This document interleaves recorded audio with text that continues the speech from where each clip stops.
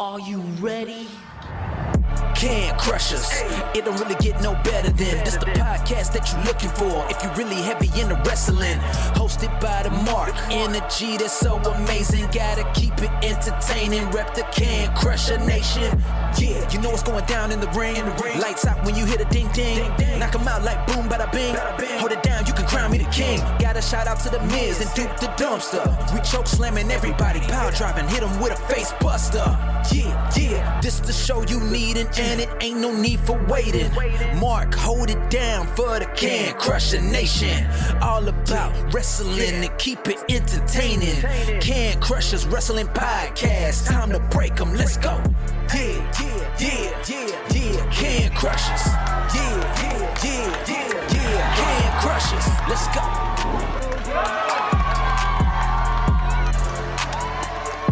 Hi everyone, this is Ringside Rain and you're listening to Can Crushers Podcast. And now, here is your host, Mark the Mark Martinez.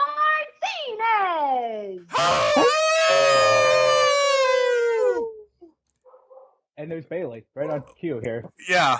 Our minds are blown. Literally, our minds are blown. Dude, this has been a crazy, for everybody listening right now, when we're recording, this has been literally a mind-blowing 2 hours that there's no way we predicted this at, 3 o'clock? It's 6 o'clock now when we're recording. 3 o'clock, we had no idea this was going to be this event. Mark the Mark alongside Sir Michael Jenks. Welcome to Can Crushers, guys. This is Friday night because, as you heard last week, we have a busy fucking weekend. Yeah. And I was sending Jenks the rundown. Literally at 4:02, I typed the last thing to him. I'm like, we're going to struggle. We're going to get through something. And then he sends me back, or we could talk about this.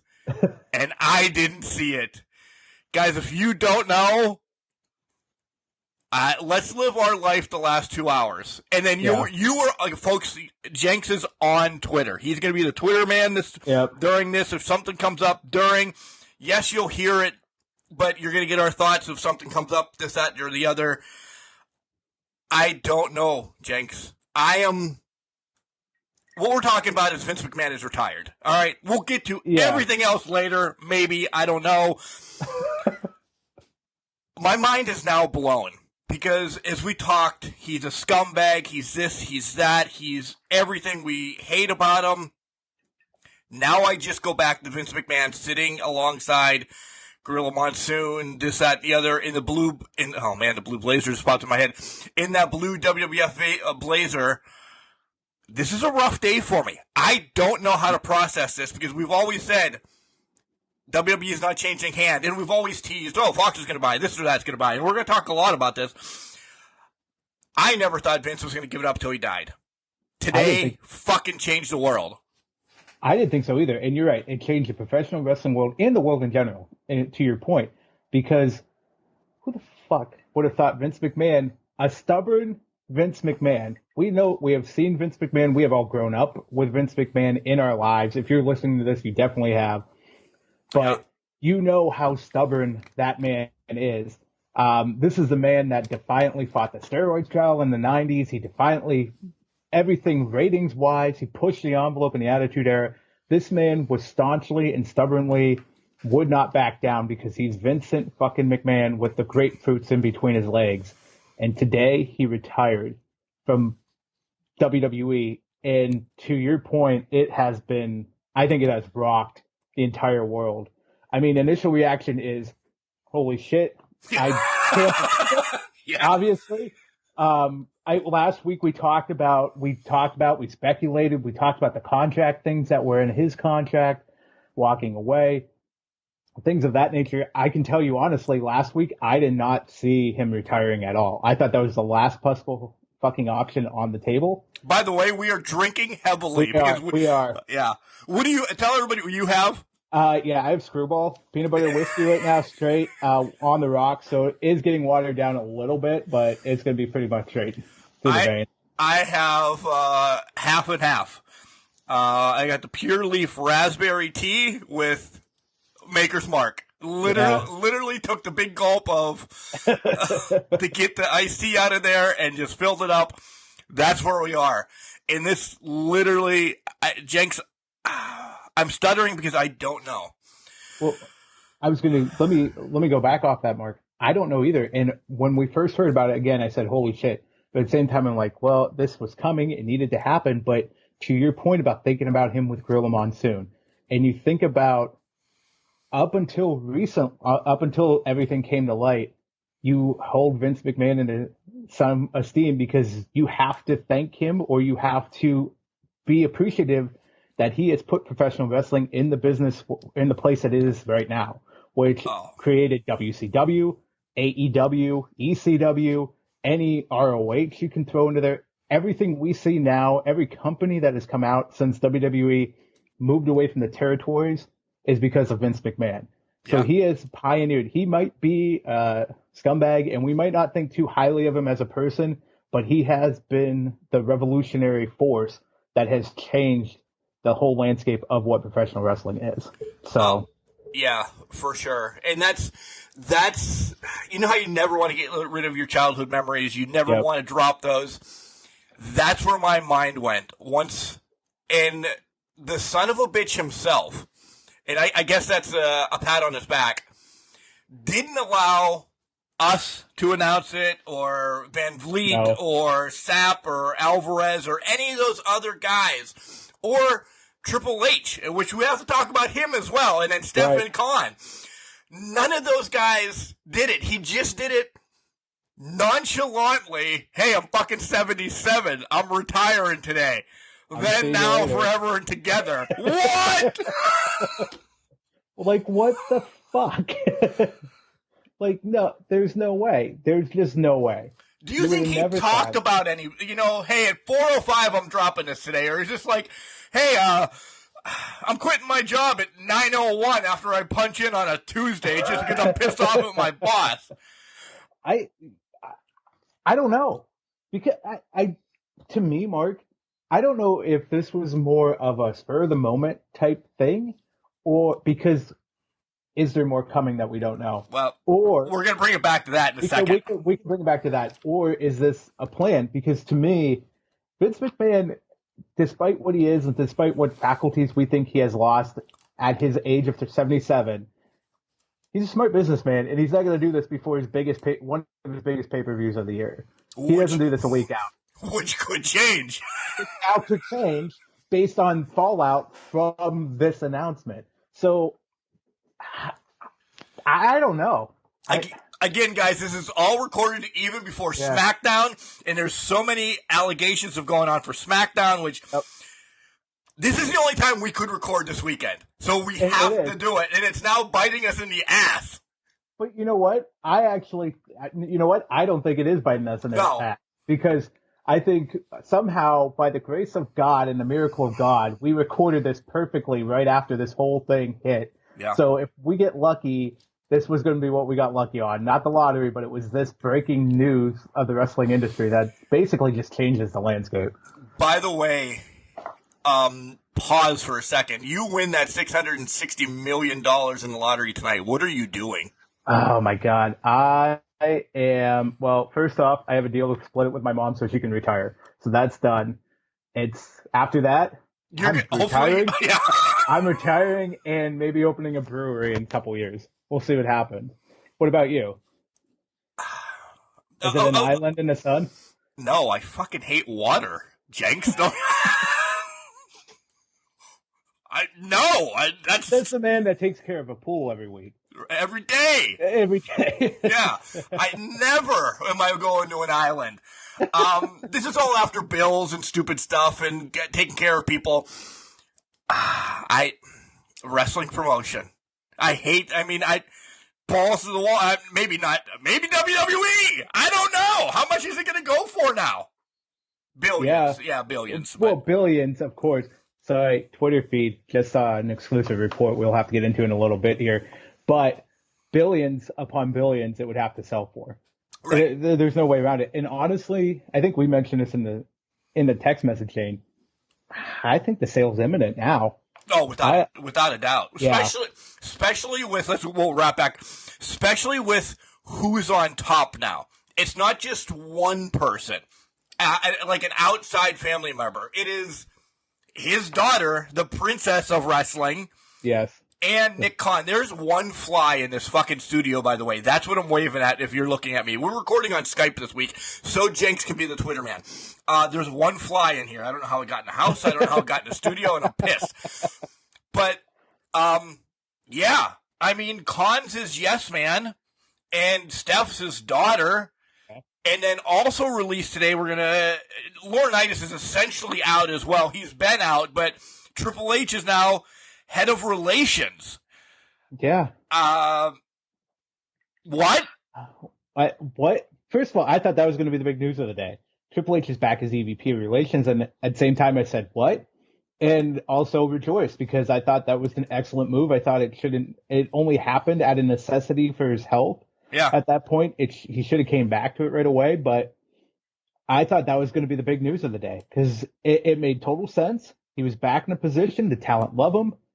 But now, well, first big challenge on his plate is getting that big talent that just walked away for get him back in the building, which there's a report about who could replace him. Already? There's a report out. All right, so first let's go there first. Yeah. In the mix of everything, Vince says, peace out, WWE, I'm leaving. They sent some reports to people, I guess, earlier, maybe, to tell the talent he's leaving. But Brock didn't know, and then Brock got to SmackDown, and as this was going on, this is so funny because it happened twice now, Jenks. As Brock says, if he's gone, I'm gone too, and is pissed off, and leaves SmackDown, Fox runs an ad on my local TV saying Brock Lesnar's back on SmackDown. And this is clearly, we schedule stuff as well. Sometimes you have to bite the bullet and stop a schedule as fast as you can, remembering, hey, I have a mass email going out at 4:15. Vince retired at 4:05. Oh, 4:15? Email to everybody that is on the network, Brock Lesnar on SmackDown tonight. Brock Lesnar not on SmackDown tonight. He is not anymore. And I wonder if this was a surprise to Fox as well, because I feel like they would have been in the loop for it. Obviously, the Brock thing was a whole surprise to them. It was, but at the end of the day, thinking of this, it's not a surprise at all that Brock walked out because Vince was retiring or Vince was leaving. His boy. He was Vince's boy. We knew it was coming. The report that did come out is exclusive from Cultaholic. They're saying now that if Brock is truly gone for SummerSlam, WWE will make every overture to bring in Goldberg to replace us. So plans are in flux right now. We were wondering what was going to happen with that. Personally, I would have blown up the Riddle Rollins match and made it a triple threat, or just brought up Rollins to face Roman. But it's looking like Goldberg's going to be the man. Drew. Just fast lane Drew for you. You can build that very, very quickly between the two. Or just have a battle royal, or have some sort of contender gauntlet over the next week or so. Next week on SmackDown or on Raw. Get it done and get it over with. It's easy as that, but apparently they're looking at Goldberg, which nobody wants to see that, but it's a big name, so they're going to bring the big body in. And he's been active on social media, and stories have been active on social media all week, and I was not going to bring it up because Goldberg's been saying, well, I'm ready for my next opponent, I'm ready. And I'm like, dude, I hope they don't give you a next opponent. I hope not either, because it only would revolve around the title at that point. Yeah. Because that's what his contract is, I thought, is any match he has, or at least he has 4 matches a year, and they're usually, he gets at least 1 title match a year. Yeah. So I saw this on Twitter seconds before we came on the air. Does WWE treat Brock Lesnar like they treated Sasha and Naomi now? I saw that tweet. And I saw one that says, I dare them to treat him the same as they treated Naomi and Sasha. That's the one I retweeted, and then I put no chance, hashtag no chance, hashtag no chance in hell. I saw that one. Yeah. The other account I will recommend people following if you don't already is Vince McMahon Googling account. This thing is hilarious. And he goes, one of them was, am I too old to become all elite? What the hell am I going to do now? So that Twitter account's going off the chain right now, and that's been hilarious as well. So, but man, hey, nothing too crazy happening in the wrestling world tonight, right? No. It's not like the whole thing just changed and up on its head. Nothing like that. Yeah. So I want to hang out here for a minute. That's our real reactions right now. That's our real reactions right off the bat. Kind of gave our emotions about it a little bit as well, but who is it? Now we really have to think about this because we've always just thought Fox or this or that. Who is it to buy? Does McMahon, he's out, he retired, but they still hold all those B shares. He didn't sell those off, so no, he's still essentially there. He's getting paid. He's going to be on the. I think how that works is doesn't he end up on the board of directors at some capacity because of the shares that he holds? Yeah. I think speculation now. I can only think of two entities this could be between Fox and NBC Universal, in my opinion. I don't think there's anybody else outside of God that could buy the company at this point. And I don't think he's looking to buy, although maybe he wants his wrestling match tape from when he faced Vince McMahon. So he does. It could have happened. It could happen. Who knows? If you're leaning one way or the other, honestly, because either one is going to piss the other one off. You know, if one entity buys, the other one's done with it, or vice versa. Who do you honestly, in your heart of hearts, think has the cojones to buy? Because don't forget, as they leaked last week, this is going to PG-14 again. Yeah. I'm leaning one way, but they have a shit ton of money wrapped up on the other side. I think this fits Fox better. It fits Fox better because of the PG-14, and I think that's going to, with Triple H in there, I think it's going to pick it back up. Attitude Era again? No. But at least a little more blood, a little more TNA, or, you know, whatever you want to say. Fox buys this. How long does NBC, Peacock, or whatever have all those files, have all the library? How can you, one or the other, I wouldn't release them because it's a contract I just signed for a long time unless they give me buka bucks. Yeah. I have to feel like if Fox is the entity to buy this, and from your perspective, Mark, those were great points. My thought process went to Fox has more money than NBC Universal in this game right now. And the reason I say that is you think of the amount of sports that Fox Sports pumps out, not even regionally or not even nationally, but regionally as well. College football, the revenue from that, NFL, everything, they have the money on their side. So they can definitely do that. I feel like if they buy out, there has to be some sort of clause or way to break the contract with NBC Universal that gets the money, the mucho money. I think NBC Universal is getting $1 billion out of this at some capacity, or 500 million. Shit. Depending on what WWE sells for, there has to be a big payday for NBC Universal to just lose 5 decades of wrestling content, at least, from multiple territories, companies, productions, anything you can think of under the sun. That's a lot of content for them to lose that they've spent, the better part of a year building out, maybe more of a year. Right. I have to imagine that NBC Universal is going to get a big, massive payday. I say $1 billion because I feel like this is going to be a multi-billion-dollar sale at some capacity, unless I'm overvaluing WWE right now, which I could be. But I don't think you are. I really don't think you are because of the overseas stuff and the merch, and I mean they still do live events. The money's there. They're not going broke. They're not selling because of that or anything like that. It's just I really think something happened in my life that I never thought the McMahons are done. Peace out. It's shocking that I'm still saying that 2.5 hours after the tweet came out. I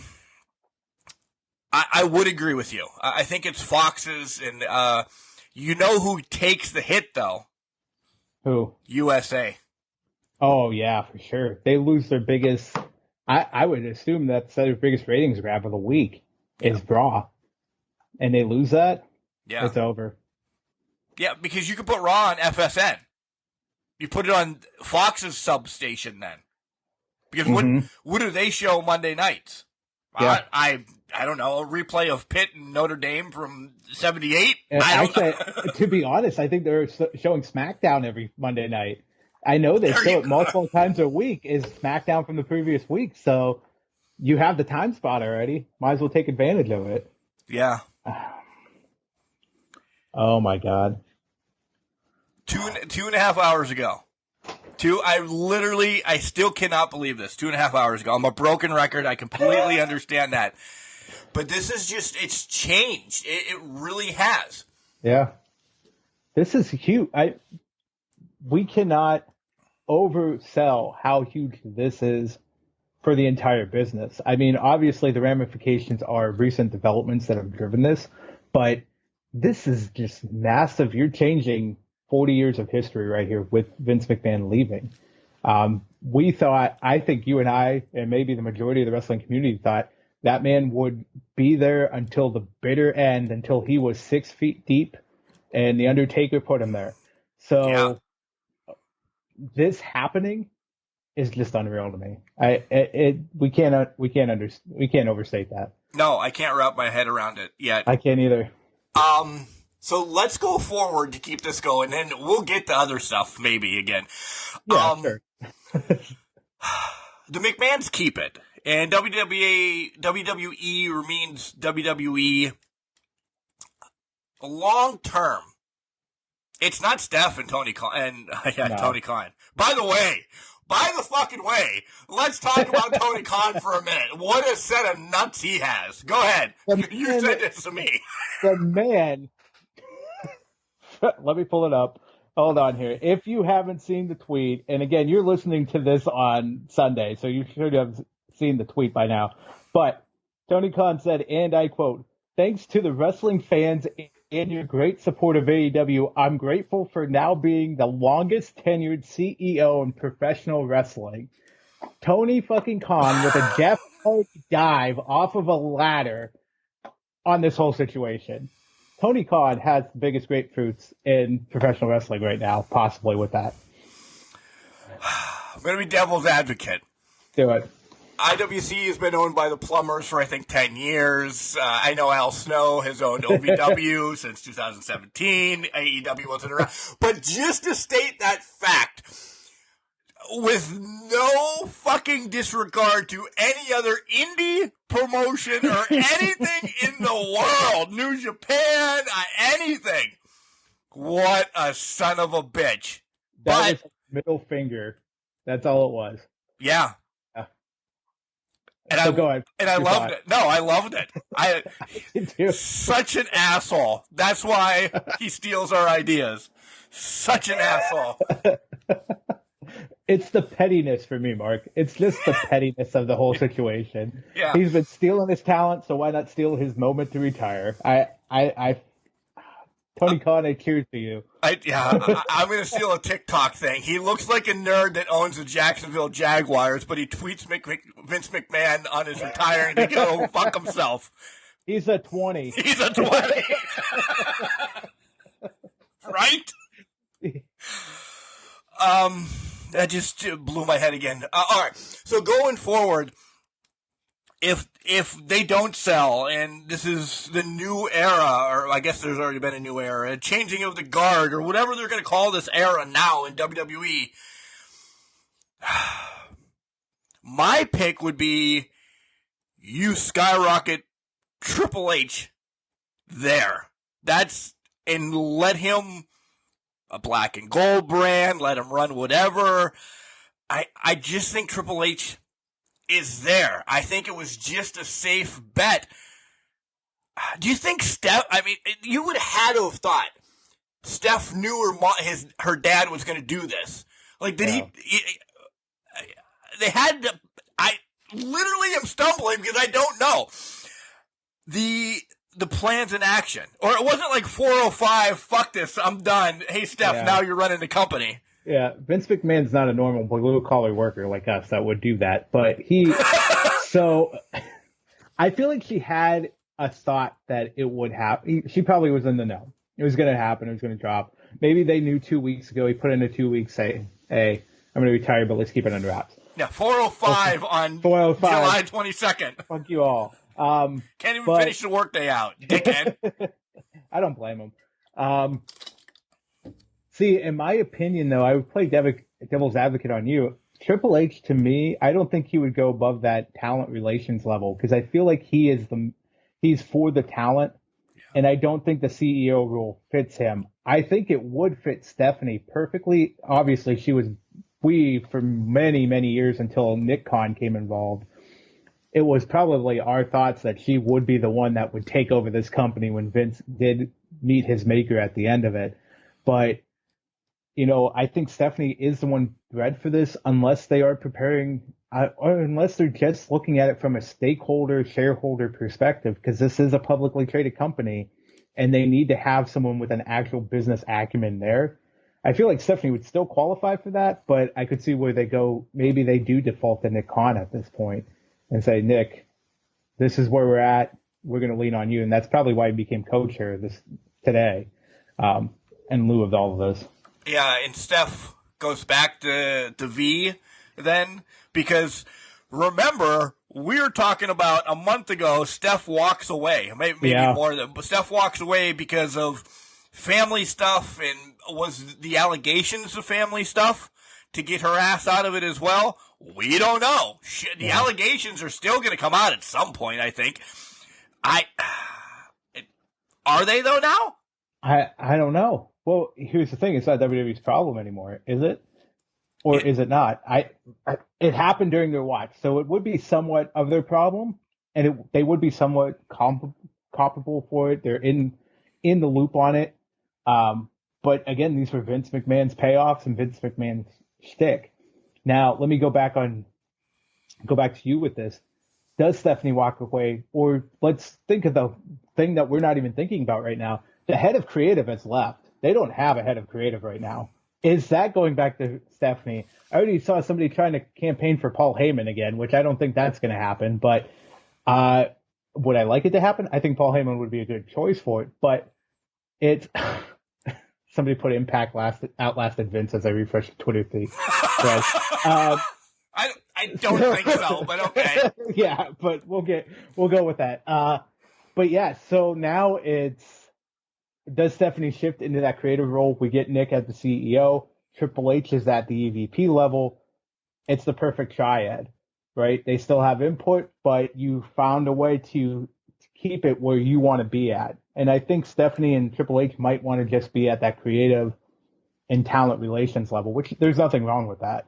No. It's based on their personality and what they have done over the course of their careers and the years there. So, do we see Shane get back in the loop?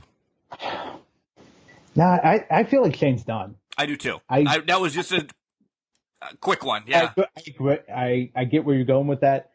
I don't see how he could fit back into the loop if he were to say, hey, I'll step up and help you guys out. Because where would he go into, especially after everything that happened at the Rumble? Yep. They put him in charge of the Rumble match, and everything went to shit in that. So they're not going to put him in charge of creative, because you know how that'll go downhill quick if you look at the Rumble as any indication for that. Right. So I feel like Shane's done with it. I think everybody but Stephanie's going to be done with WWE at this point, which is another huge monument that no one would have predicted about 10 years ago. Kevin Dunn. Get him out. Let's do it. I think the writing's on the wall. It has to be. My favorite tweet of that was done, done, done. And then they put after that, this is not for Vince. And they spelled it Kevin Dunn's last name. But Mr. 70 Cuts is done. I feel like that, to your point, the writing's on the wall for that. There's no way he outlasts this. It may be a couple weeks, but I think he's done and they move on. It may be before you guys actually listen to this. It could be by the end of the podcast, and we'll break the news while we're sitting here drinking on our Screwball and Maker's Mark, and this thing of good times, I guess. I don't know. So, again, recording before SmackDown, this probably changes the realm of SmackDown as well. Not just because of Brock Lesnar piecing out, and let's stick and say with Brock, do you think he's just fucking tapped out? He's done. Brock's done. There's nothing against Brock here, but he was Vince's boy, and that's how he came back, was because of Vince McMahon and Paul Heyman, right? Now, I can't even say the right name. Brock has been having the time of his life, I feel like, since in the past 2 years. Yeah. I would love to see him continue, but I think he truly is done, because I think he was that much of Vince McMahon's guy. He was Vince's boy. I think he's just done with it. It's a lot of political turmoil. And again, it proves to him that things in this business don't last forever. And it reassures or re-puts into his mind that he's just not comfortable in that place. I think Brock is not a person of change. And these are all assumptions. I'm just based off of what I've seen. Brock's not big on change.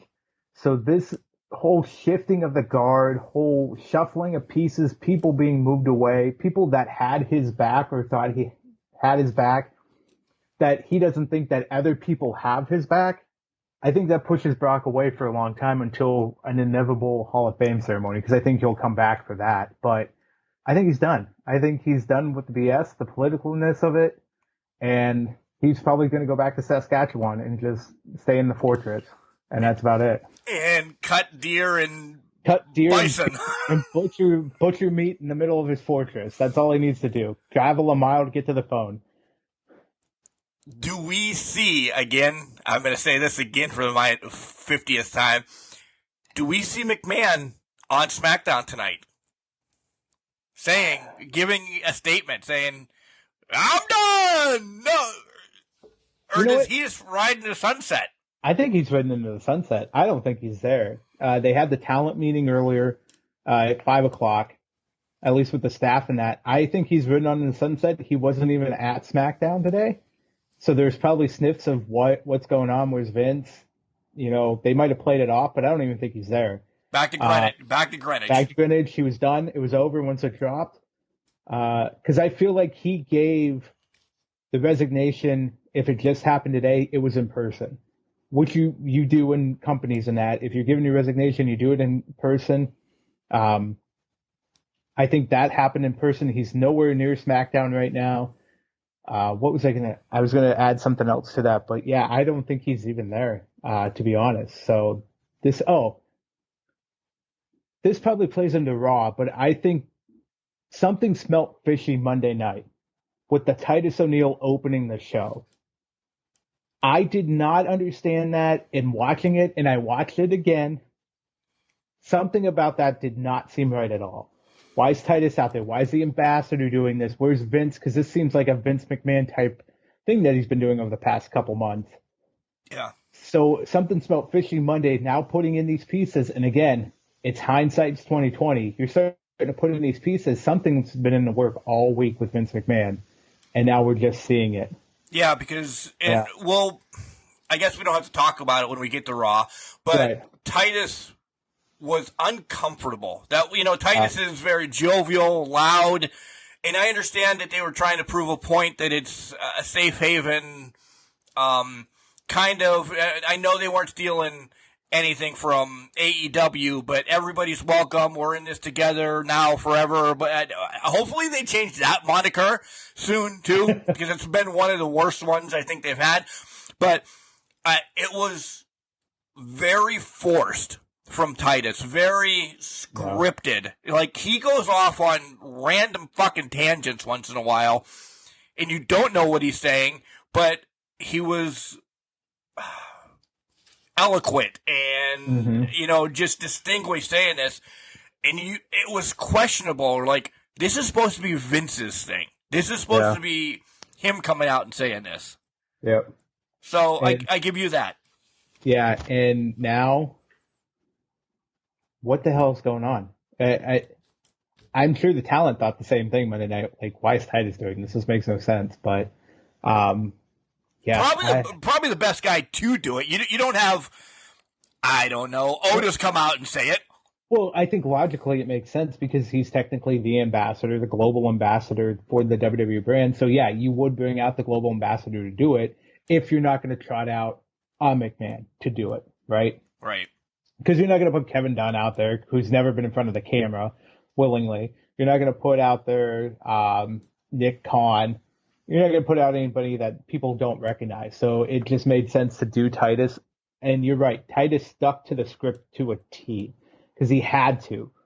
He looked uncomfortable. It wasn't his jovial self. He tried to lighten it up a little bit, but he did not do that.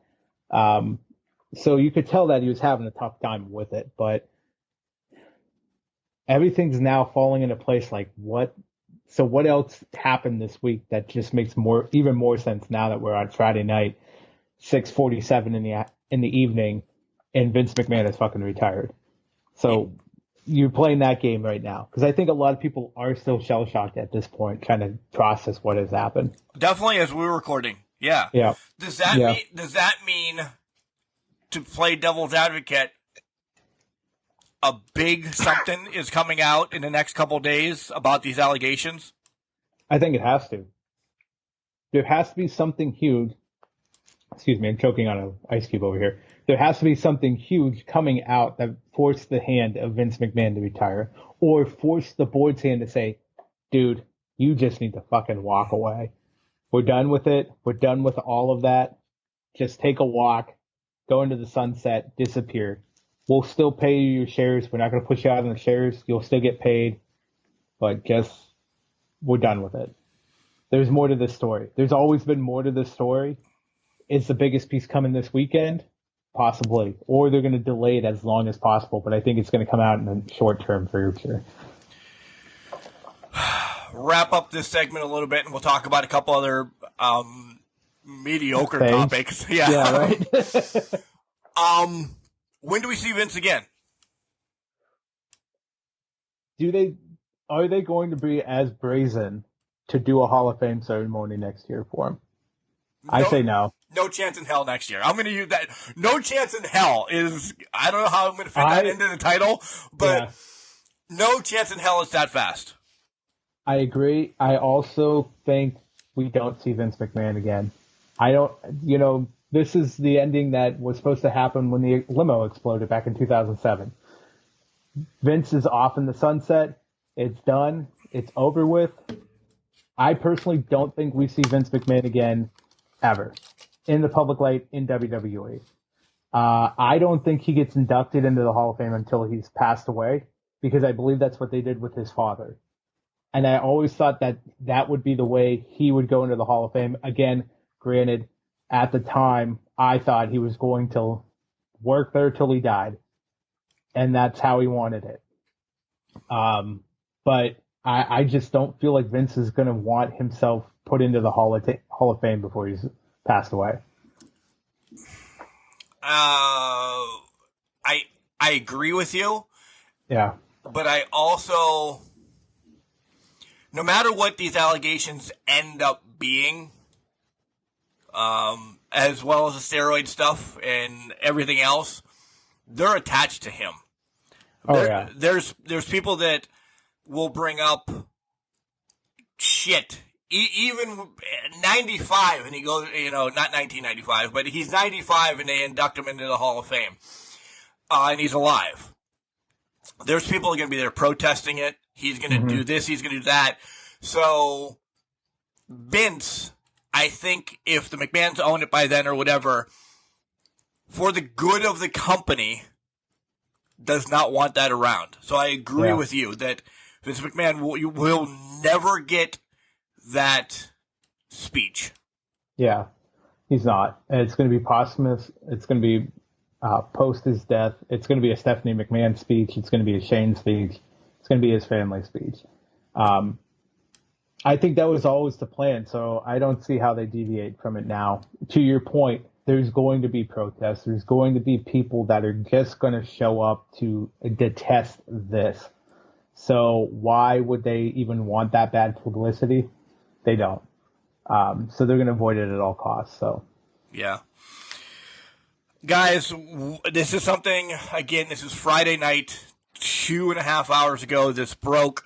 You guys are listening to it Sunday, so thank you. If more came out by then, trust me, this probably will be the first thing we touch on next week again. Yeah, because this is going to be heavy. One heavy on our hearts for sentimental reasons. Yeah. And two, holy Christ. I don't believe this just happened. So I'm still in shock. I really am. Let's talk about some other things in wrestling. Because we essentially talked about TV 14. I wanted to bring that up a little bit. When do you think it was really going to start? This is something that I was struggling. I'm telling you, I was struggling for topics. So yeah, we thought TV 14 was going to start this past Monday. Clearly it wasn't.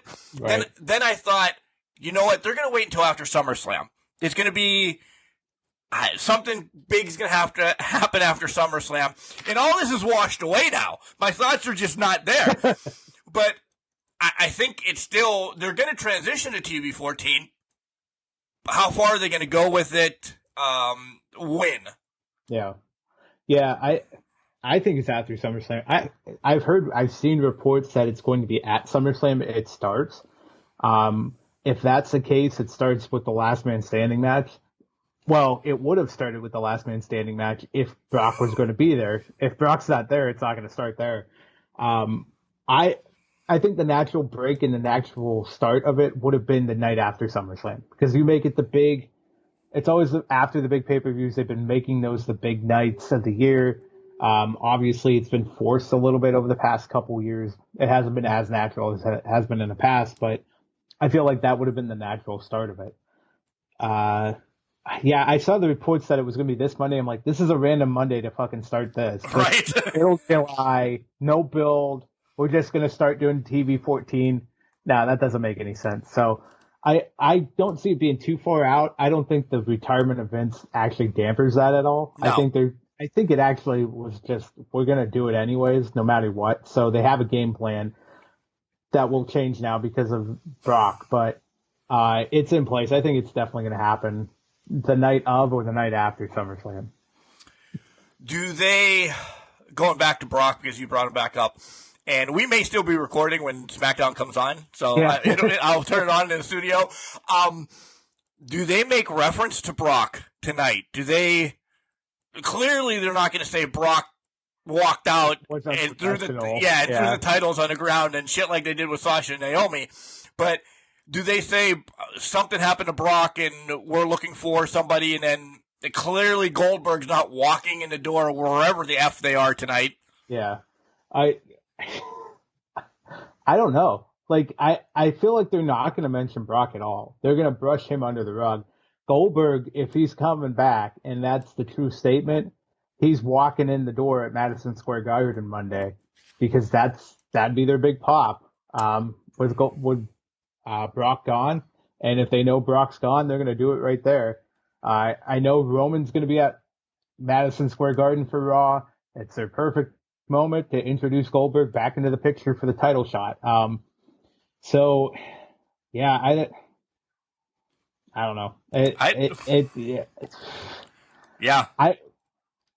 Can I say that the only reason I'm watching SmackDown tonight is for Pat McAfee, because I know they have him on a strict, you cannot say certain things tonight. But I also believe Pat McAfee will slip one time tonight and say something that's going to light up the internet. And that's no knock against Pat McAfee. It's just his nature. He's boisterous. He's in the moment. We love him for that. He's a fan doing commentary. So there's going to be something that slips, whether he wants it to. And I'm not saying backstage stuff. I think he makes an offhand comment about, he walked out like Brock did or something like that. It's just going to be a bad scenario for him in that aspect. They could shift. They might have Cole there backstage doing some producer stuff. Yep.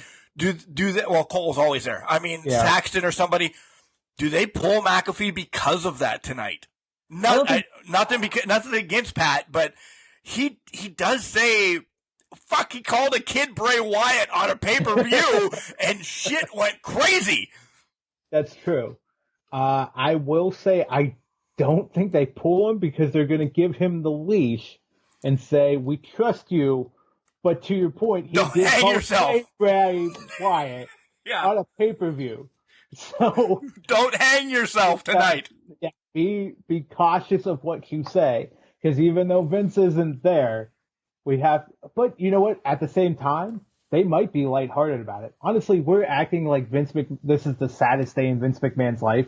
He is probably laughing himself to the bank tonight. So if Pat McAfee makes a comment on SmackDown about it and it's funny, Vince McMahon's going to love it. Nobody's going to chastise him or throw him into the river Styx because of what he said or did. So they might be fine with Pat McAfee being out there. Now, you bring up an interesting point. They might have to shuffle who's doing commentary tonight. I assume everybody's on deck except for maybe Jimmy Smith, who just does Raw. Is it Saxton that comes out and Cole has to go to the back because they need somebody to run Gorilla? What is going to be the shakeup there? If Cole's out there, fine. Hey, Vince McMahon did it for how many years as announcer and ran Gorilla from the announce seat? Yeah. So they might put it all on Cole and say, run it. You're running the show and you're running back here, or Triple H is taking over or something. But is this? Then we're going to shift from WWE after this. Is this the most watched SmackDown fucking ever?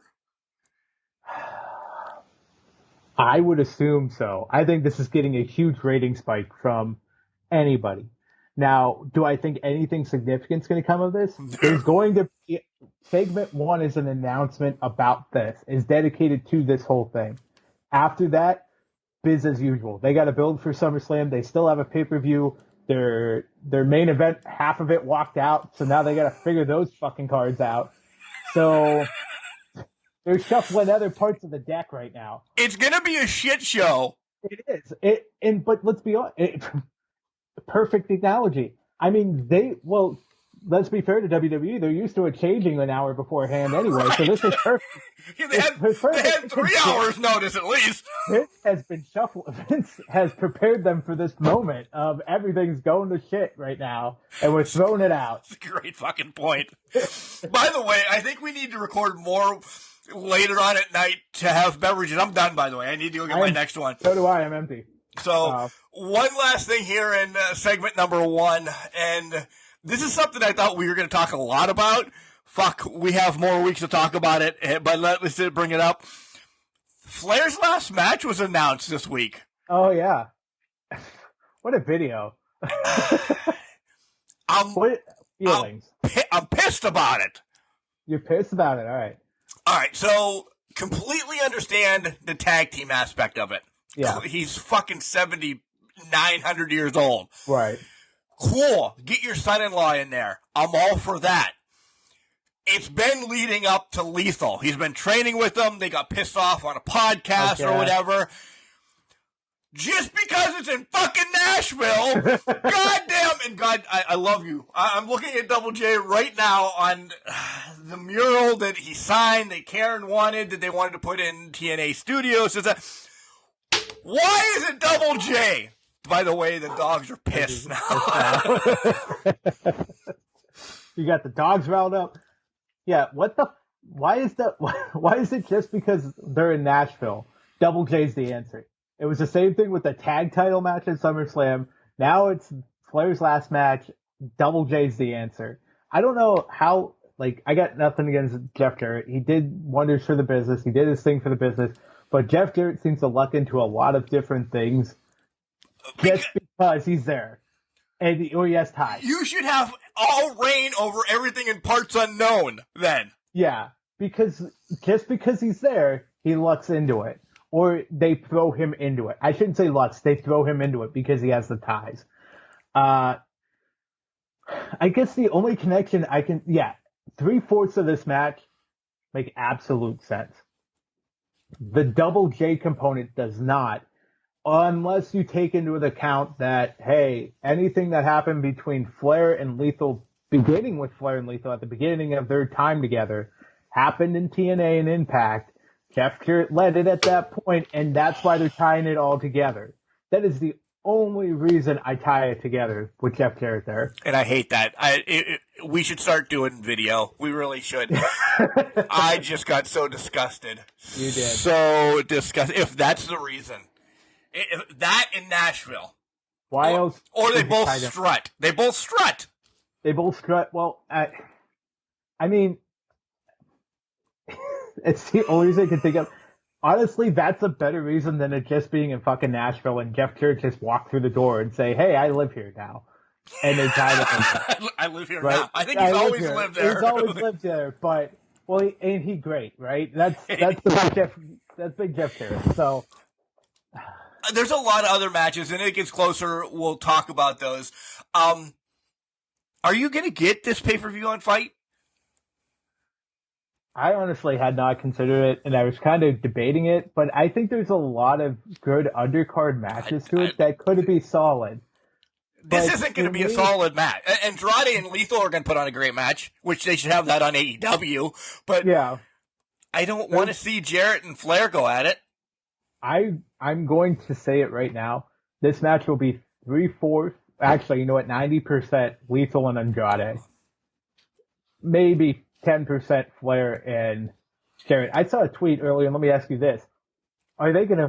Is anybody requesting that the rest of the undercard not throw a chop? Because they're going to have Flair there. They're going to woo like a bunch of son of a bitches in the crowd.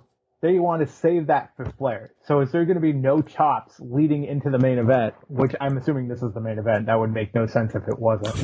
Yeah. But and the woo-off has become between Flair and Lethal. Flair and Lethal. I love watching that clip many times. That's my go-to. If I want to see something hilarious in a quick find, I'm going to the woo-off because that's just fucking hilarious. But yeah.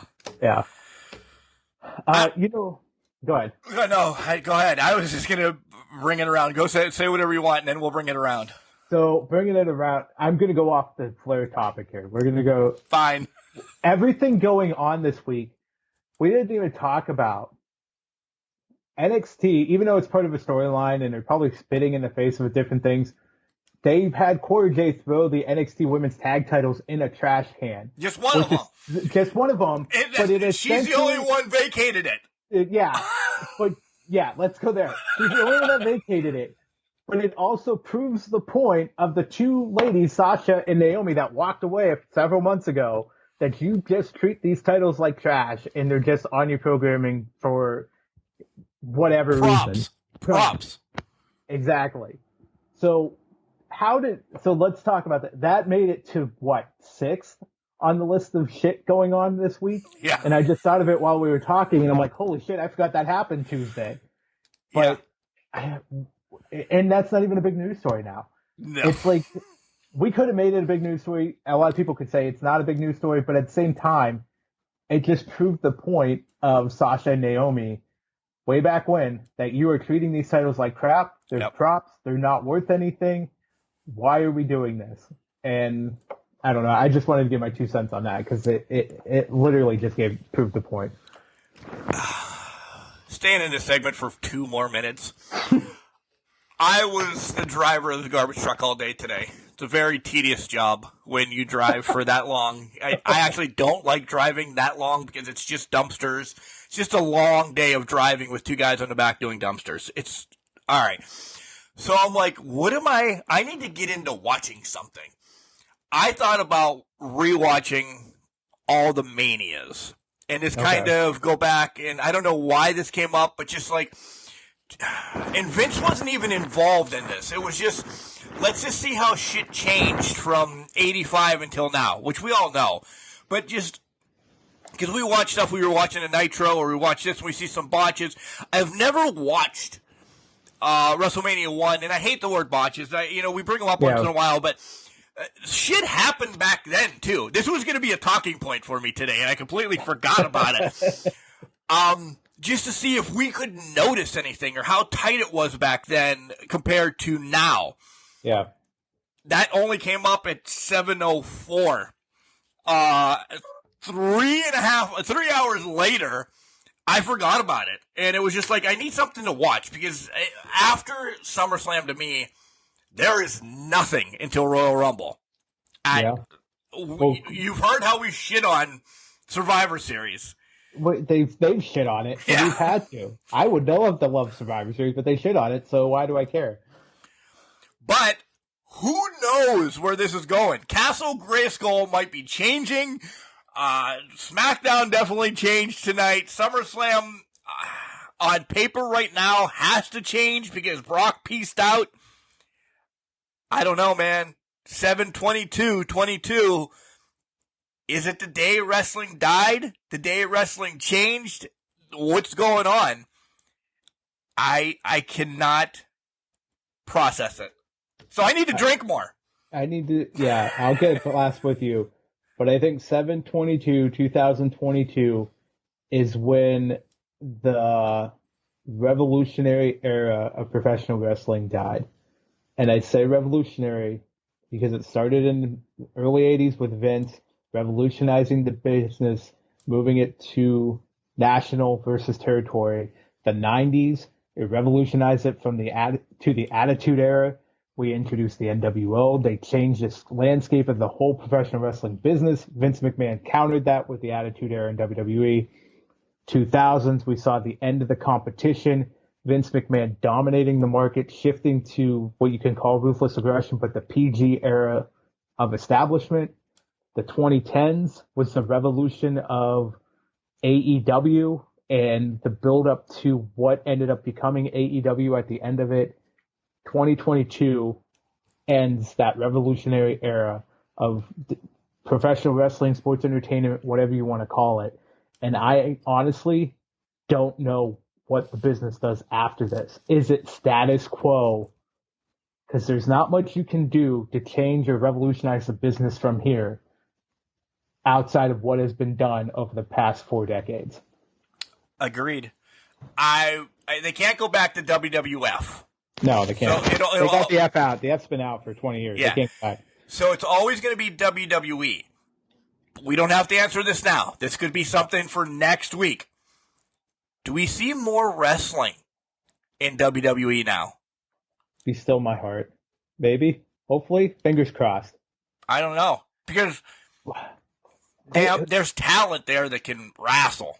There's talent there that can wrestle, but you have to balance wrestling with stakeholders and shareholders and product placement. Yeah. But some could argue your ratings go up because you're doing what everybody wants to see on that show, which is wrestling.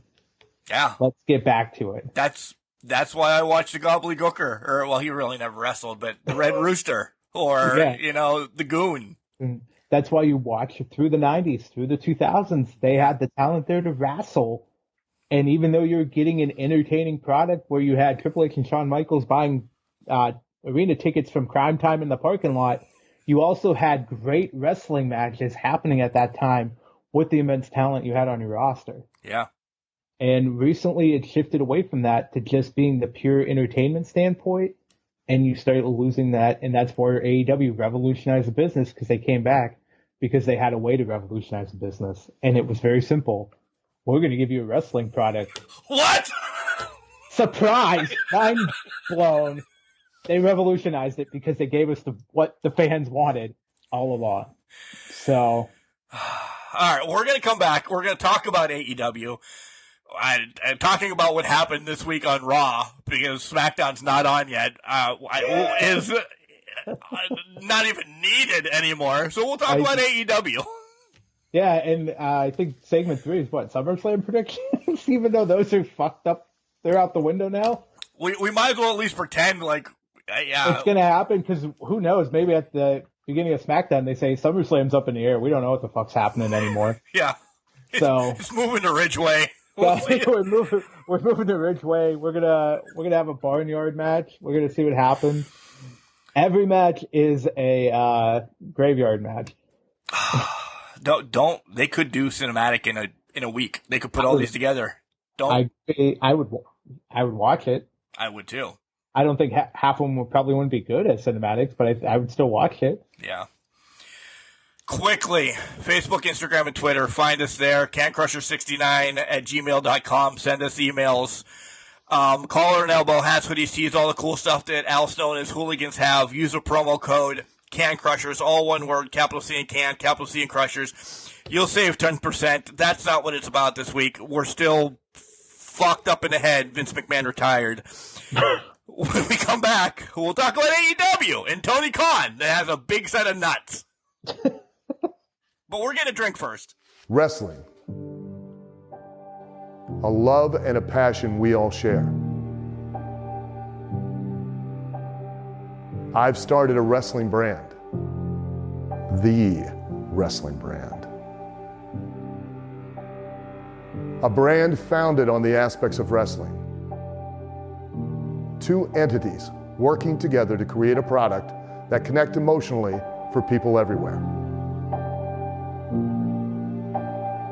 Collar and Elbow is the brand. Passion and love for wrestling is the drive.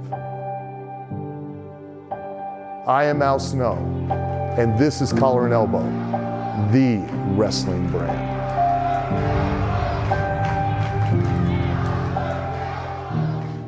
This is your boy Jason Dugan, one half of the team Brothers in Arms. If you got nothing better else to do, why don't you go ahead and listen to Can Crushers? Welcome back, Can Crushers. Sorry, I'm hopped up on the peanut butter whiskey, and I'm on second class. Guys, breaking news while we're recording here. Stephanie McMahon is kicking off SmackDown tonight. I think Mark and I are going to try to watch this live, if not while we're recording. Maybe we'll get some live reactions from that. Mark, as I go and grab my remote, what are your thoughts so far? That's just coming up. I think it's the right thing. I really do think it's the right thing that Steph kicks off. I mean, holy fuck. Twitter universe and everybody's going crazy. Jenks, I don't know if you're listening, if your earbuds are back in. Yep, they are. I'm in. Yep. What we just said about not seeing Vince, I don't know. I think she welcomes him out. He says goodbye. I think I got it. I got it! You know, you didn't need to give that kind of emphasis on it, but I appreciate the enthusiasm off that. Mark's killing flies. I got the fly. There's been a fly pissing off Mark for about an hour now, and he finally got it. So good job, Mark. If I would have had my chopsticks, I would have been more like Daniel LaRusso. But see, you got to get chopsticks in that office, sir. I know. But, by the way, I'm now on my second. I definitely went less iced tea. Have you never had like Maker's Mark and iced tea or Maker's Mark and anything like? I love it raw, I guess as they call it, but just mixing without it protection. Well, we're not going to talk about raw, so we have to get in there a couple times. Yeah, right. I love it raw, but I just a little bit, just a little bit of iced tea or like Pepsi, Coke, vanilla just takes off that real bitter taste. The alcohol's still there. Don't get me wrong. It's a hint. Yeah. I like Maker's Mark. It's been a while since I've had Maker's Mark. I will say I shifted to more Crown and Screwball for the recent years after I discovered Crown Apple. That is my go-to, one of my go-tos here. But when I shifted to Screwball, it's been more of, I'm not even going to do the mixers just straight because I like it on the rocks. It tastes smooth and it's beautiful that way. So if I knew at 1:05 when I was leaving work that Vince McMahon was going to retire 3 hours later, I would have probably stopped and got Screwball with you. I had a half a bottle in the freezer I haven't touched. I've been craving it all week. 4:05 came with Vince McMahon. I'm like, I'm drinking during the show, and it's going to be Screwball, and it's going to be fantastic. So, but oh man, it's still a whirlwind. All right, so we have 45 minutes. I don't know if you guys are going to stick with us that long. You fucking should, because this is going to turn into even bigger. It's a bigger shit show. Yeah, we have 45 minutes, essentially, run through Dynamite and give you possible SummerSlam predictions, or maybe we'll do those, pause, and then come back for a segment 4. I don't know what we're going to do. Listen. Get live reaction after that Steph thing, because I think that might need to happen. Yeah. Just to see what happens with Stephanie McMahon. And it will be the last thing you hear. Yeah. So besides us saying, peace out, Cub Scout. Real quick, life-wise, how was your week? And Jesus, my week? It's gotten significantly better today. No, my week has been good for the most part. Nothing, well, it wasn't crazy until 4 o'clock today. Yeah. I did have other things going on, but, it's been just a good week. Nothing to complain about. I thought of something. Oh, I think the highlight of my week, besides seeing my girlfriend on Vince Monday. retire? Oh, yeah. Well, besides Vince retiring, but shout out to the girlfriend. She came up Monday. This week actually marked 7 years since my dad passed, so not to get sappy on here or anything, but she came up Monday on the day he passed, and she kept me company, worked through a lot of things with me on that day, so it was very nice to see her and have her to support me on that day. Outside of that, the highlight of my week, I thought, was going to be buying 2 FTR t-shirts. One that would benefit the American Heart Association, Fight Like an 8-Year-Old Girl. I did buy that shirt today, inspired from the promo from Dax on Wednesday. If you haven't heard it, we're probably going to talk about it here in a little bit in the Dynamite portion, but it was a fantastic promo from a fantastic tag team, and I finally bit the bullet and bought the other FTR Living Legend shirt that I wanted to buy for the longest time. So I bought that one. The hoodie will be probably in the next month or so. I want the hoodie for my winter attire so I can wear it out and about. So, but that's been my week. It's been pretty straightforward. Work has been crazy busy, but it's been pretty good so far. Keep talking. I got to leave for a second. I got to show you something. Uh-oh. So while I'll keep talking here, yeah, work's been good. Crazy busy at work, learning stuff there, but yeah. So now I'm waiting anxiously for my FTR apparel to finally get here. Mark, you are back. What do we got? All right. So I talked about the Earl Hebner autograph that I got last week. And then Jenks, we haven't seen each other, so I want to show you. And I can't see myself, so that is it. Can you see that? Yes, I can see that, yep. Yeah. Now, wait, now you said it was Montreal 97. That looks like WrestleMania, right? It says that's a screw job. Okay. That looks like it was from the Mania. That's why I thought that. Because I remember Jose being there. But maybe I'm wrong. So it probably is from the screw job. But yeah, that's amazing. And this one, a lot of people might not know him. I hated him. I still don't really care for him. Oh, that's not to be good. It is definitely the landscape of the photo, the design that sold me on this. And it was, I don't know, $5. And it came fast, so I was really excited about it. Do you know who Ken Resnick is? Are you serious? Oh my God! I haven't heard that name in so long, but yeah, it's the AWA in the background with the TV. See it. Yeah. Oh my God! How did you find that? I'm an idiot. Deep well of eBay did you find that on, or was it just you came across it? Where'd that come from? Somebody on one of the pages on the Facebook was selling, had auction bids and everything that had an hour and 15 minutes left, and I'm like, I love AWA. I've always been an AWA mark. I didn't want it for Resnick because he sucked. I will tell him that to his face. I just love it's a TV with AWA where he's doing a promo in the back with nobody. It was probably coming to Georgetown, Pennsylvania, AWA. You'll see Baron Von Raschke, Scott Hall, Kurt Hennig, No Rockers, and Milkman Jake Mulligan.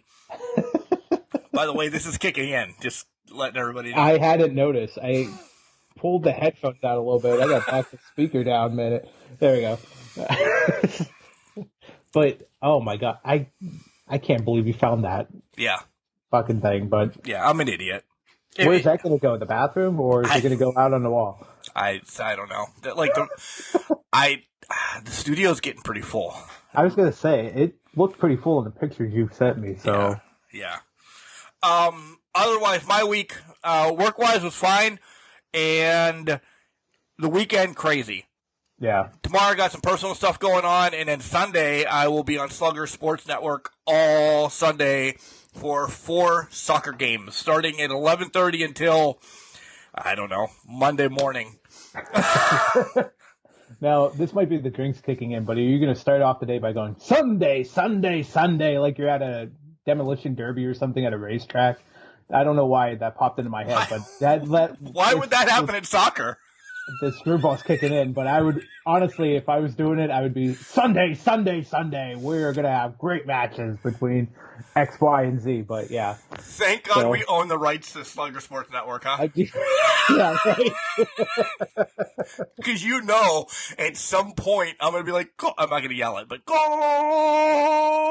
Especially if it's one of the kids that is from, like, El County that I know personally, yeah. I'm probably going to lose my shit. I think you have to. I think you have to lose it, get as much into it as you can, throw things, do what you have to do, make the emphasis there because it just needs to happen. Yeah. By the way, seeing the complete sleeve live and in person, or not in person, but live on camera, it's looking pretty sick. Yeah. You only see bits and pieces online, but it's looking pretty sweet right now altogether. Still have some room. A lot of fillers for the little nooks and crannies, but thank you. Yeah. Yep. All right. Just like Jason Dugan, who likes good times, it's time to talk about Dynamite. By the way, Dynamite. If you haven't listened to the Jason Dugan promo, Spotlight, Jesus God, I haven't been drunk on one of these in forever. If you haven't listened to that Spotlight, go back. We talk a lot about old wrestling, old TV shows, and video games. But he also releases something that I didn't know going into the interview, and holy shit, changed his life, man. Changed his life. Yeah. Did you already? I haven't listened yet because we're recording earlier than I would have probably planned to listen. But I will definitely listen to that. The video game aspect is interesting to me. That did bring up another thought for a video game that I got really excited about coming out on PS4, but we won't get into that now. I won't deviate from the plan. No plan, because I'm sure we can rock it through Dynamite real quick. We're not talking about Raw. Sure. Are you getting Madden? The new Madden? No, I'm not getting the new Madden. This actually ties in a little bit to what we kind of talked about with you leading up to the Deathmatch tournament. So God of War is coming out with a new game, Ragnarok. Is it called God of Death? No, it's not called God of Death. But there's a Kratos that we talked about. Right. But so God of War is coming out with Ragnarok. They're diving into taking the next step in Norse mythology that they already had, and it's coming out on PS4. And I got really excited about it because I love all of the original games that I've already played so far. So I've played the entire series for the most part. So I got pumped about that. That was a deviation, but it also tied a little bit back to what we were talking about for God of Death. But. This may be the last Madden I buy. I will definitely not buy next year's Madden. Yeah. If there is a Madden, because the full release of NCAA will be out next July. And I'm buying that. They have already tweaked some things, like you're getting Kentucky's on my head right now, so I'm going to say Kentucky. They're going to have like real life in, Kentucky things in the game, like whatever they do, or Wisconsin jump around, or dude, I was losing my shit about NCAA. I want it. This was also part of the internal debate here, because God of War, the original one that I knew, was only going to be on PS5. So I would have had to have made the commitment for PS5 to get God of War, and then it was the internal debate of, do I wait till NCAA and get it around that same time, or how do I plan this? So it kind of made me believe that I can get the God of War version, get both versions on PS4 in fall. I can't wait for NCAA. I know. Honestly, I'm not going to buy Madden this year. The last one I have is 21. I'm fine with that. I'm going to stick with that. That's one I'll ride for about 4 or 5 years. Madden's just got repetitive, so I don't feel like I need to buy it every year. I agree. I'll tell you the main reason. One, because John passed, and two, Ben Roethlisberger retired. Get ready. Here comes the hate. I'm a Steeler fan. Yeah, I know. But this will be. I have Kenny Pickett now, so I'll be able to run with Kenny Pickett, play it for 5 years, which is actually probably about 6 months, and then when NCAA comes back around, man, I don't know if I'll buy another NFL game again. NCAA consumes my life, probably starting soon. Oh yeah. I'm playing. So you don't know how disappointed I was when I broke my copy of NCAA 12, because I played that for 8-9 years. 15 years, yeah. 15 years. And then when it broke, I had to break down. I went to eBay, $30 I spent on NCAA 13, because 14 was going for $100 a pop, and I was not paying that. And I'm like, all right, so I bought 13, and now I'm riding that into the sunset until I get next year's copy. But to your point, Mark, I will live and die by NCAA football. I will watch college football. I will breathe college football.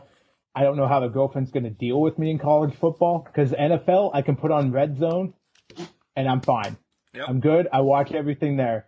But NCAA, I'm watching different games. I'm schizophrenic when it comes to college football games. I love game day. I love everything about it. Yep. So she's gonna see the ugly side of me. She said to me, she loves me so much, but she's also said, I need to know what the other shoe is. Well, the other shoe's gonna drop. It's coming. It's end of coming. August, and it's gonna be NCAA football. So babe, I know you're not listening to this, but here we go. Buckle up. Me and another garbage man, by the way, you will be the third person that knows this. I'm going to drop a few bucks, and we're going to the backyard brawl since it's back. God damn it. Oh, good call. Game day is also in... Game day's there on Thursday night for that game. Yeah. It's September 1st, right? Yeah, in whatever Heinz Field is called now. I don't want to say it on air. I'll tell you off air what we call it, but I was going to make that comment. You're going to be playing in Axire, whatever the hell it is, stadium. I'll tell you later what we're calling it. Well, I'm going to call it Asinine Stadium now. Well, that's good. Yeah. I can't even imagine what you're calling it. I told him, and there's a couple other, I'd like a foursome to do this with me, and the love that you have as well. And Bailey's number 4 then. Wait a minute, I'll mute right now, hold on. I don't care. We win this lottery tonight, and when I'm retiring, this is what I should have told you. I am doing a NCAA stadium tour. I'm going to Madison. I'm doing jump around. I'm going to the big ones. Dude, don't yell at her. She's happy. She's going on. No, it's my niece. I'm telling her shush real quick. What's going on? Bring her on. She's getting her ice cream. That's the only thing. I was throwing the ice cream. Oh, is it the WWF ice cream sandwiches or? It is not. Unfortunately, no. It's from our local Whippy Dip establishment, our local ice cream stand we got up here. It's called Curious George. There's Reese Pieces, peanuts involved in it, and it's banana ice cream. It's fantastic. I got to get the parts unknown. You do. I do. You got to get the parts unknown. But, yeah, so that's what was going on out there. I had no idea they were coming. But go ahead. All right. No. When we win the lottery tonight, retiring and doing a NCAA stadium tour this year. I'm going to be jealous. Yeah. You can come. I might. Well, if I have money, I'll come. I'm paying for it. Oh, if you're paying for it, then I'll take time off work. Fuck it. I'm winning $660 million tonight. Listen, I don't ask for money, so if you're paying for it, I'm gonna definitely jump on. I will tell you this: one of my goals would have been to take. It's one of my 40 goals, but I want to do a road trip to all the breweries around the Great Lakes, and you can just imagine how many fucking breweries that's gonna be. So you could tag along for that. If I win this millions of dollars, holy shit! We win that. We're gonna be going to Madison. That's around the Great Lake. So, that's what I'm saying. We could tie it all together and make a big loop and come back. It'd be fantastic. Oh, man, we got a plan. I have my CDL so I can drive the RV that we're going to buy. Oh, shit. Guys, we just made a plan to run away. We are going to talk about Dynamite right now. Are we, though? You idiots are staying with us until we talk about Stephanie McMahon, so that's all you really care about. Exactly. Brody and Darby. All right. We're going to get serious. Darby does crazy shit. I have nothing for Darby anymore. Nothing. Feeling, no love, nothing for him? Nothing. He loses. He does crazy shit. Cool. That's awesome. He's killing his life expectancy. He doesn't get a win. No. Prove to me that he's a pillar. The other pillar's back. We'll talk about it here in a second. I'm reversing what we said earlier. Darby's out. Done. Yeah. There's nothing. Unfortunately, right now, Darby Allin's a one-trick pony. And it's selling in, well, I guess he's two tricks. He sells amazingly for big talent, and he kills himself every chance he gets, or does some unmitigated stupid risk that doesn't need to occur. And I don't know how his body hasn't fallen apart yet from half the shit he's done. Just in AEW, I couldn't even tell you what he's done in the Indies, but I'm sure it's even crazier than what we've seen so far in AEW. Yeah. We get a Sting Malachi face to face. We're getting that. So then that's fine. I was good with that. I'm like, oh, this is cool. I like the little old versus new school. I'm not saying they're on the same plane with what their personas are, but that was pretty cool. But then they beat down Sting, and I know you're getting to it, and then out walks Miro. Yeah. And I'm like, how is Miro? Are we getting a 6-man tag with Miro and Sting and Darby? That doesn't seem like it flies very well. How does this all play into this? Where's Buddy been? How are you going to bring Buddy Murphy, Matthews, McFly, whatever his last name is? How do you bring him back into this since he hasn't been around?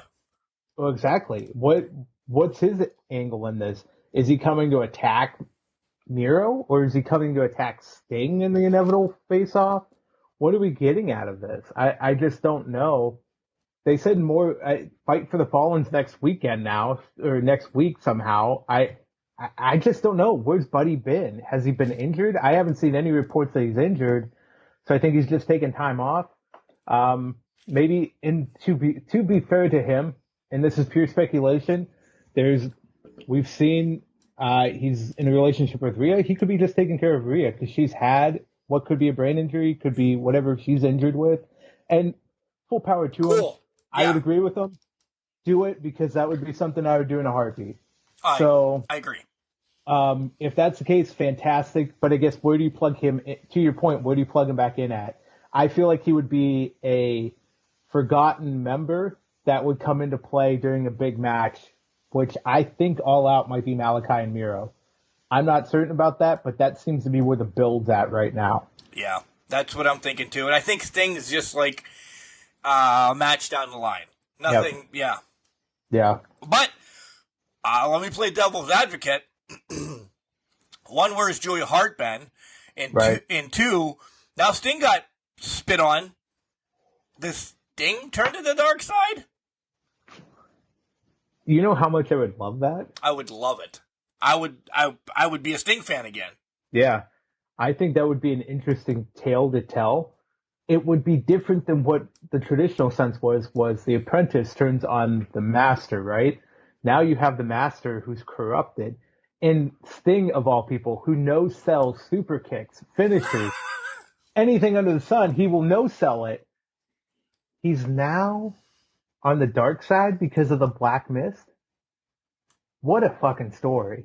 Yeah. And again, proving why AEW was desperately needed, because we can actually speculate on this, and we have no fucking clue where it's going. None. The only thing we have tonight is liquor. And we know where that's going. Yeah. Oh, I'm going to have a rough drive home, or walk to the couch or steps or where, yeah. Best friends against Yuta and Mox. I'm thinking you liked it. This was nothing but Regal and Orange Cassidy bantering until like the last 5 minutes, and then Trent and everybody kind of brings it home. For 10 minutes, I hated this.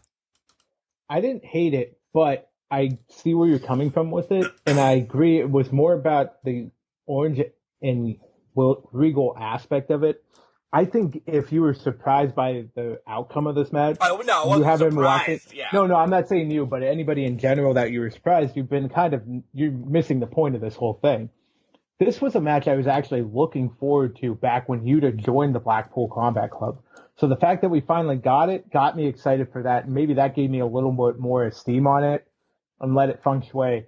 I think the best part of this match, though, was the ending, because I replayed it several times, where Yuta beats Chuck, and Orange Cassidy literally says Chuck taught him that move and threw the headset and walked away. That, to me, was a thing of beauty on this match. Even if you thought it was a bowling shoe ugly, not a great affair, that put a nice ribbon on it to say, I can give the action a pass because that specific thing sold me on it. Also, how about we got Brody King's finish in this one? The finish to the previous match in this match off the corner. Did you notice that? I'm like, wait a minute, we did that twice, 2 matches in a row. Yeah. But they didn't call it the same thing. They just they kind of let it ride on that one. So I thought that was kind of interesting too. Stupid. Did you like Chompy that he was there? Yeah. And everybody in the crowd wearing those stupid shark hats. I hate the crossover. I hate it too. Yeah. First of all, I thought he was somebody else. I thought that was Guevara. I did in too. the shark costume, and he was going to come back out because they did that with Hangman before. Yes. Where he came out in a different costume.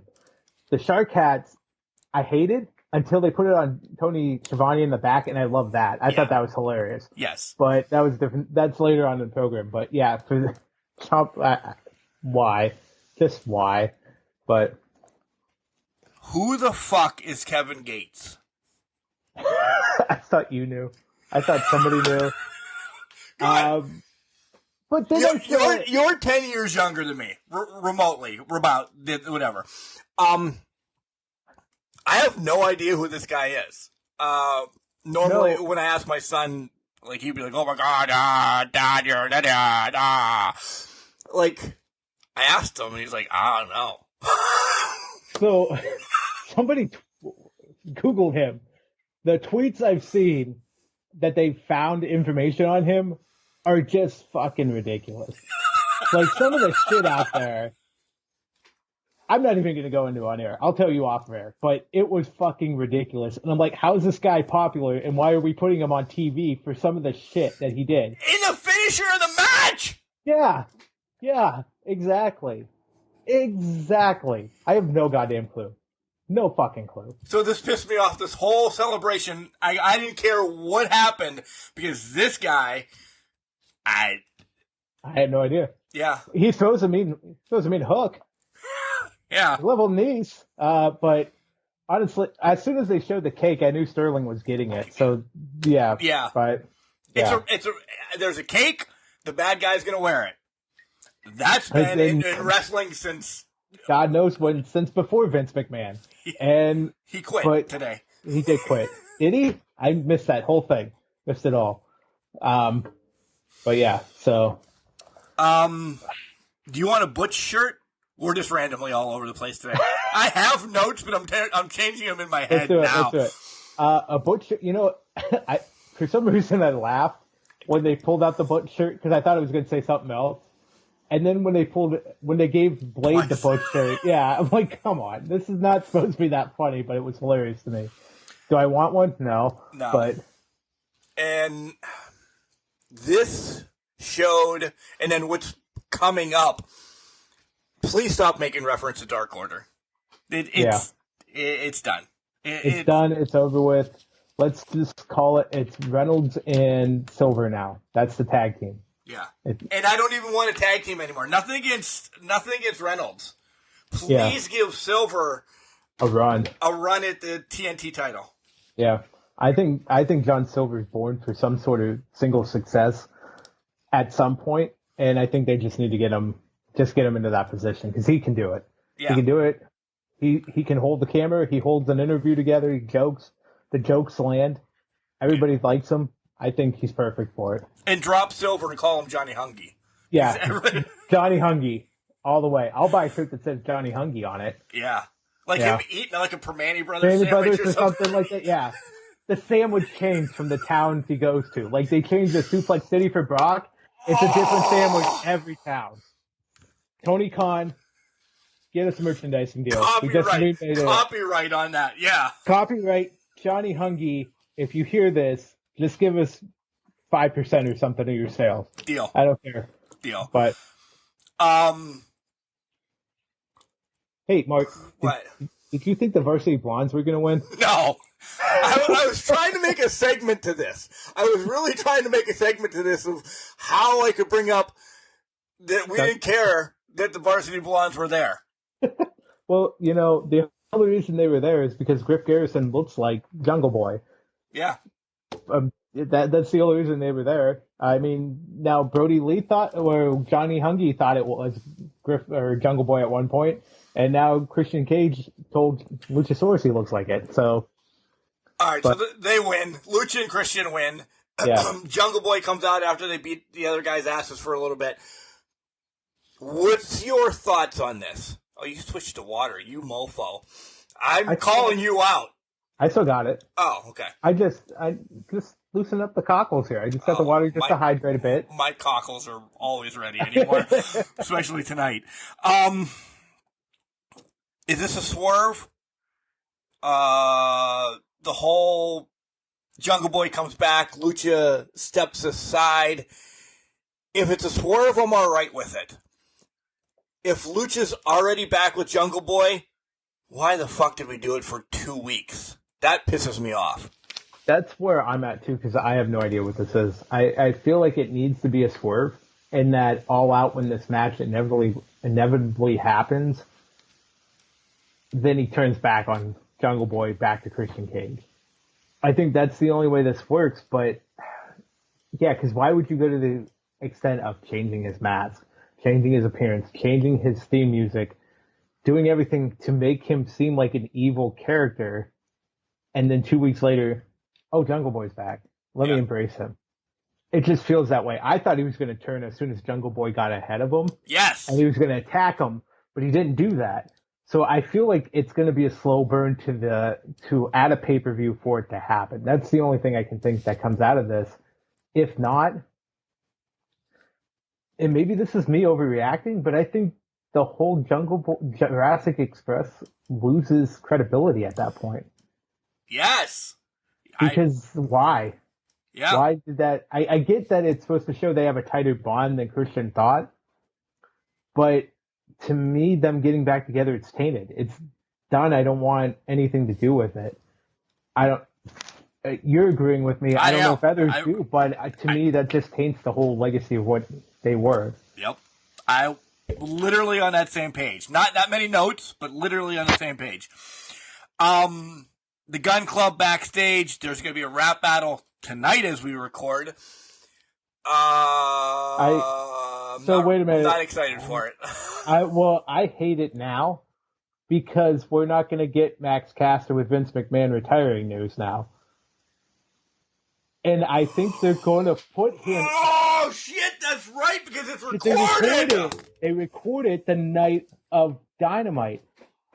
I think now we get Acclaimed Gun Club at Fight on the Fallen because Tony Khan knows Max Caster's going to have lines. This just rip. It's recorded. It's not... They don't have it tonight. That bites Tony Khan in the ass! It does. It does, because that would have worked out perfectly for him tonight. But he doesn't have that. And you know what? I can't even say that they can record something wherever they are, if they're together or anything, because the Acclaim's on the way to Hamburg, Pennsylvania, because they're at a signing tomorrow. Legends of Hamburger. Hamburg. Oh, Jesus. Cheeseburger ready. We were there last year. It's a really cool event. Just didn't want to pull the trigger this year, but I know the Acclaim is there tomorrow, which would be Saturday, which would be yesterday. Catch up the fuck with that. So yeah. Jump in your DeLorean, get back, make sure your flux capacitor is working properly, guys. Yeah. But, oh man. You made reference to this, and Jenks, you said a couple weeks ago FTR, and I skipped a couple things, but I just want to bring this one up now. Maybe Tag Team of the Year, yes, definitely now. Possibly Superstar of the Year for you. Yeah. Man, this, and I don't want to say it mean to you or anything, this hit dad feelings. Mark was sobbing once I'm like, oh my God. And then I, instant bipolar switched in, but I'm going to fight like an 8-year-old girl. I'm like, oh, you're such an idiot. But perfect sense. I love it. Yeah. And, without context, fight like an 8-year-old girl, nobody's going to know what the hell you're going to do it. And I'm going to wear their shirt proudly. And they're going to be like, what the fuck does that mean? But if you don't know my relationship with my niece. But I have a very deep relationship with my niece, and I love her to death. Dad's not in the picture. I've kind of been there for the fatherly figure aspect of it. So this promo hit me too. Good. And I don't mean it mean. But... No. I know you don't mean it mean, but it hit me too because I'm like, that's a dad promo. That's a dad. Even it's a dad joke if you want to go to that extent because he said, I'm going to fight like an 8-year-old girl.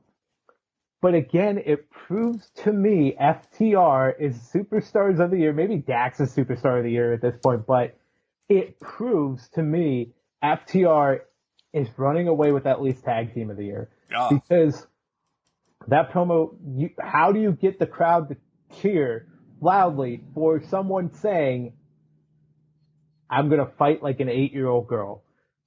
Case in point, show that clip to anybody in your classes, whether you're at Flatbacks Wrestling Academy. I know Performance Center won't show it, but maybe you just hint to, hey, why don't you check out this promo of getting this random saying over to wherever you have a wrestling school at, because that is the epitome of how you get things over and how you sell pay-per-views and pay-per-view matches.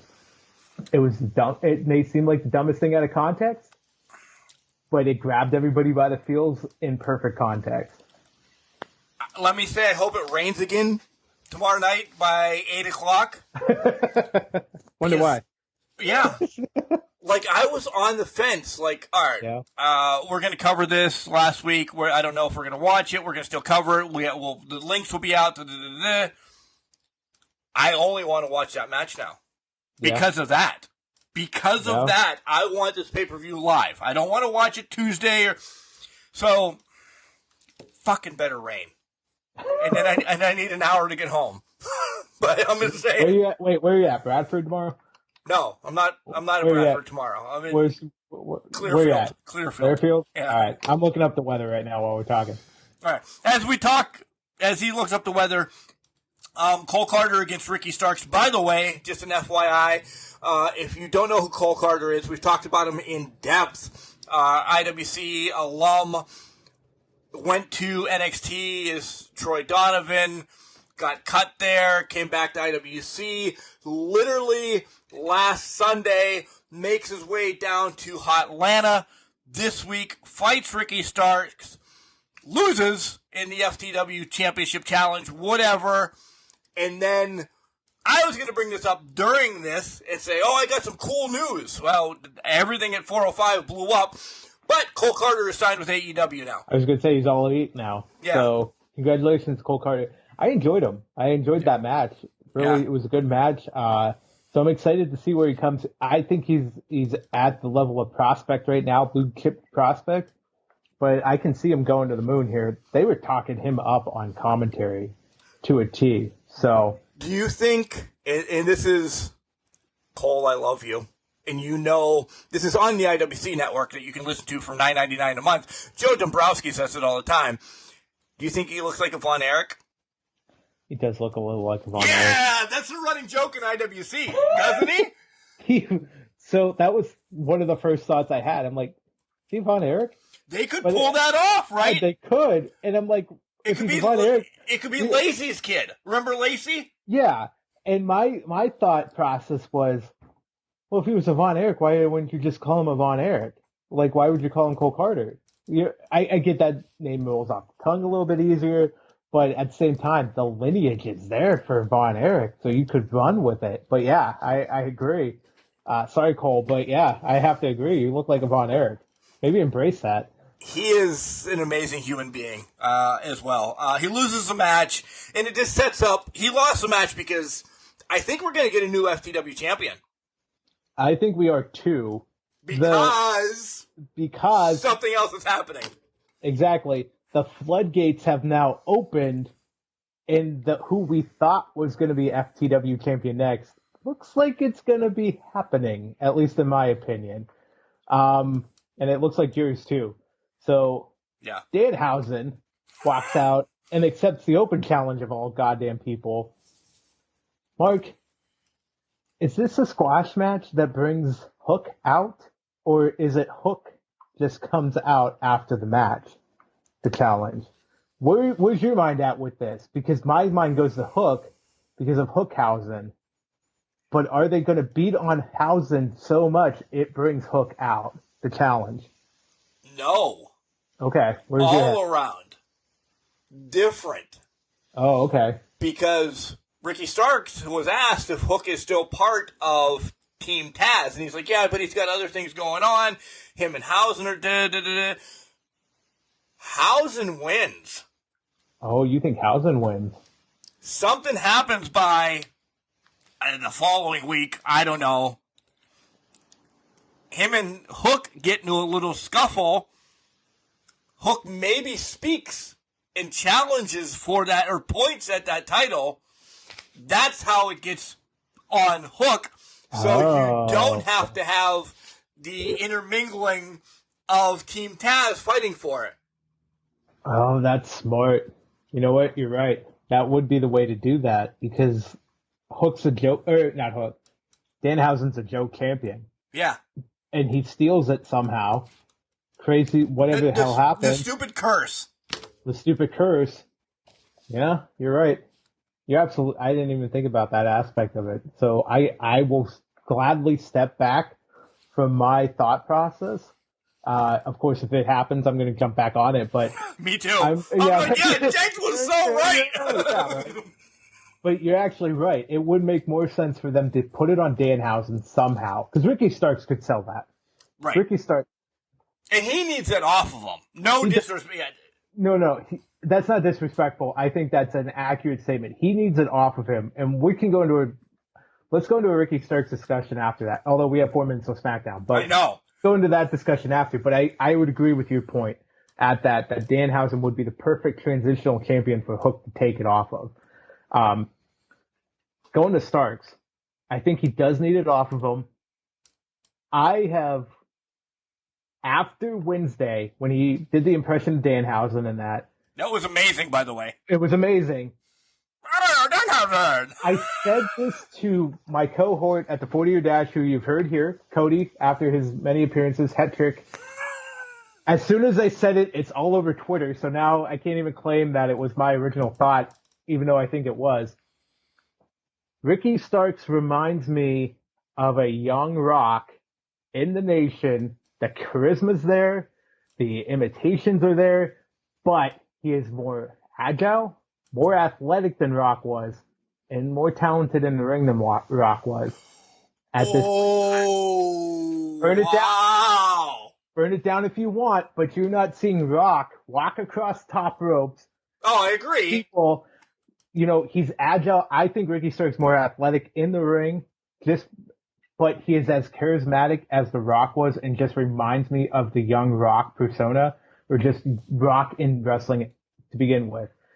Nothing, and I hate making those comparisons, but it's the best way I can describe him because it just reminds me of watching Rock make fun of people left and right. Is Ricky Starks your next TNT champion then? And I'm not saying Wardlow's doing it anytime soon. No. If they're building this up. Because I think he does need away from this FTW title for a while. I think he needs some bigger wins, get an Orange Cassidy win, get something. But I don't want him to get a title right off the bat. I would agree with that. I actually completely agree with you. I think he is the next TNT champion, but I don't think it's still like Revolution next year. I said this to Cody earlier. Ricky Starks can be, because he asked me, what title does he go after? There's no title that's there that he can go after. I said to him, you don't need a title for him to go after. He just needs feuds. Right. Feed him big names, give him the big wins. I think he would be the one to take it off of Wardlow. It's the money pick. Oh, it's the absolute. Nice word. It's the absolute. Thank you. It's the absolute pick that you make. it's the one that makes the most sense.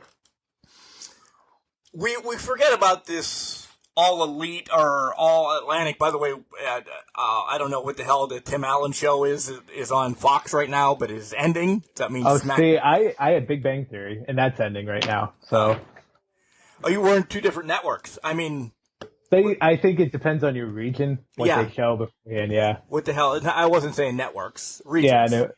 Regions. Yep. Last Man Standing is what I just watched. Oh, hey, that would have been perfect segue to SmackDown if they were having a Last Man Standing match at SummerSlam. All right, but yeah, we got 2 minutes. We got a minute. All right, so you're gonna get these probably before the prediction. I don't know, or we'll pause between. Yeah. Real quick on Dynamite. The rest of man, I don't want to end this way. Fuck it. We have to cover the barbed wire match. Yeah. Everybody hated it. I loved it. I loved it. Yeah, there was some wonky stuff. Yeah, the ending was a little weird to me. I love the match. The ending it seemed like they either rushed it or what happened after the match was supposed to happen during the match and it just didn't happen. I don't know. For the last 2 weeks, Dynamite has been going over. Yeah. Because before it actually ended, I had to go back and watch it on YouTube or whatever. My DVR stopped. Okay. So they've been going over. That means that I need to adjust my DVR, but that's on me. I didn't think it was going to happen back-to-back weeks. I didn't hate this. I didn't hate it. Dudes, you're getting hit by shit. It's going to hurt. You're going to get stuck in shit that kind of F's up the match. I didn't hate it. I didn't either. This was exactly what I thought it would be. I just thought they were going to use the spiderweb during the match. Yeah.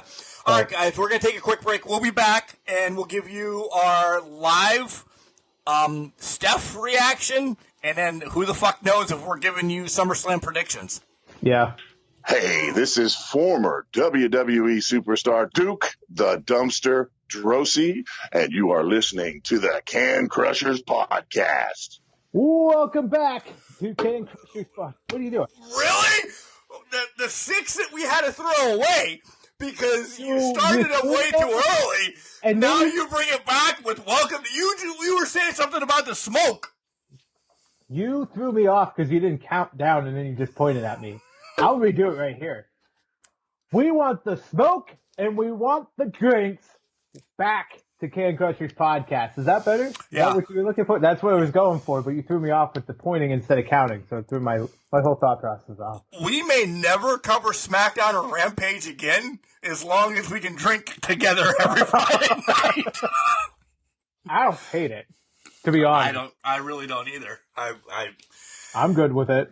And we'll cover the week before SmackDown and Raw, and then we could be shifting this whole goddamn podcast for the 17th time, but whatever. Hey! So we just watched. It's the only thing we're going to cover on SmackDown this week. We might talk about whatever, but we just watched Stephanie McMahon come out, and her first words were, Vince retired. Essentially. Go ahead. I really want you to go first. To be honest, it's not, and now I'm watching Street Profits get destroyed. It's not, it's unexpected to the point that we didn't get into more detail, but it's also not surprising she didn't go past the thought of, let's thank Vince together. Right? That was her big thing, was let's thank him, kumbaya moment. Let's all do it together, because they jumped the gun. She's like, wait, I got to get to it. So I guess I'm not surprised by the way it went and how brief it was during that time. What did you think? Because I guess maybe for me, I want it more, but I'm like, that's exactly what I thought I was going to get, to be honest. But I thought it was Vince's last fucking dickhead move. As much as we were talking about the lifestyle has changed. I remember Vince in the blue blazer with Gorilla Monsoon. Vince said, you go out there and you get the crowd to say thank you, Vince, tonight. And I'll walk out. Is that what you're thinking? Because it's still about, let's be dicks, it's still about the allegations. Yeah. It is still about the allegations. And why wouldn't he walk out and say, I might be retiring, but fuck you guys. Here I fucking am. Yeah. We're 3 drinks deep, and neither of our drinks have been one finger. I'll tell you that. Yeah. Mine's definitely this last one I finished off the bottle on. Yeah, I as well did. I don't know. I didn't like it. Yeah. Maybe we get something better on Raw. Clearly, this happened at 4:05. We're now at 8:12. We have not been recording for fucking 4.5 hours, or 4 hours and 7 minutes. But I'm saying, I could have made a video package by then. Yeah. I'm okay editing video. They have professionals. Put a video package together. And they've done that before. Yeah. This is not new for them. No. But Mark, to that point though, maybe they're just like, we have to go as far away from this as possible. Whether we want to put a video package around Vince McMahon or not, we kind of have to step away from him. Maybe we'll get something more refined on Raw, but maybe they're like, he's retired. We wash our hands of him to an extent and say, it is what it is. I bet you there's people in that audience in Boston, Massachusetts tonight heard it from Steph first. I would agree with that. So you put a video package together. You know, that's a fair point. And not even in Boston. I think across the world. Oh, yeah, without a doubt. Yeah, across the world. Yeah. They're not idiots, they're nerds or whatever like we are, screaming at each other via text message, all capitals. And Mark's still screaming now. There's people that just heard that for the first time. Yep. And they're probably sitting there shocked in their seats like, what? How do we go forward? And they think it's a storyline. Yeah. Exactly. They don't think it's real life. But, well, I will say they thought it was a storyline. I'm sure as soon as they heard it, they Googled. Yeah. And they got WWE's full statement that said, nope, this is real life. Yeah. Yeah. So, I didn't like it. I wanted more, or I didn't want anything. I took it as, you know what? I thought it was going to be more. I thought maybe we'll get something else out of it. Something else might have been addressed, or they would have brought something to it. Like Stephanie would have been like, hey, I'm co-CEO, or pipe it up a little bit. But I'm also not surprised. Excuse me, the drinks are coming back, making me burp. I'm not surprised they took the direction they did. They played the conservative route and say Vince retired. She held back tears, and they got a thank you out of it. They got a thank you Vince out of it, which still strokes his ego, even if he's in the arena or not. Whether we want to admit it or not, it still does. By the way, as you guys heard, I don't know, we're probably pushing 2 hours now, if not more. Somewhere around that. Yeah. It's in Boston, Mass. Greenwich is, I don't know essentially, but right around the corner. Yeah. Why didn't he make it then? You know what? Now that you say that, this is a smart move. He dropped it and said, I'm retired. He could have dropped it while he was at SmackDown. Live. And then left. And nobody would have had the story until then. But he did it during business hours as a businessman, which makes me now believe this was corporate. He went to Cheers? Is he hanging out at Cheers in Boston right now? Which, if you've never been to there, I've been. It's nothing like Cheers on TV. Nothing. But it's a cool little bar. Disappointing, so I'm never going, even though I want to go to Boston. But it's now forcing me, Mark, to think this was a corporate push out for him to retire. Because why, exactly your point, why wouldn't he do it on SmackDown? Why wouldn't he take the big limelight like every superstar he's had retire on Raw?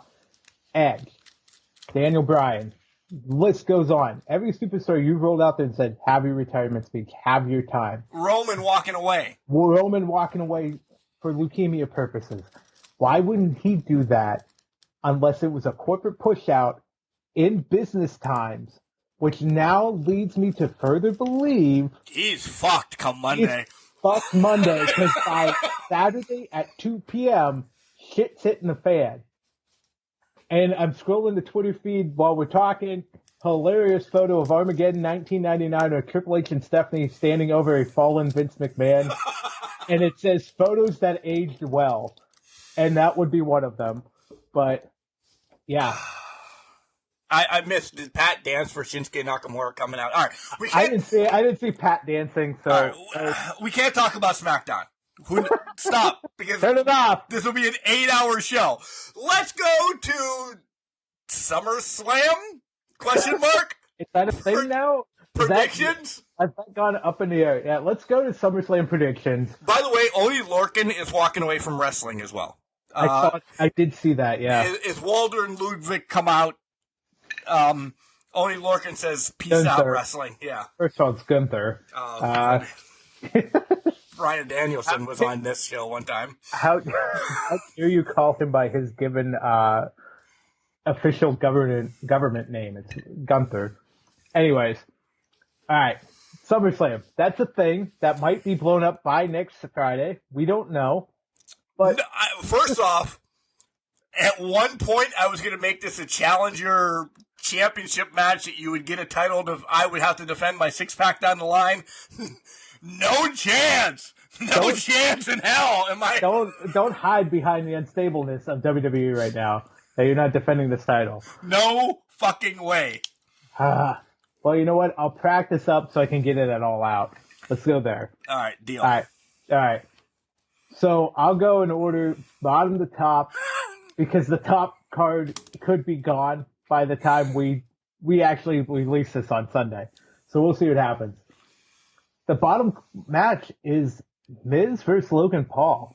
Mark, who do you got in this? It's Logan Paul's getting. This is an easy match. Yeah. I don't think it's the first match that they show either, by the way. I don't. It's mid-card. It's probably about halfway point of it. I would agree.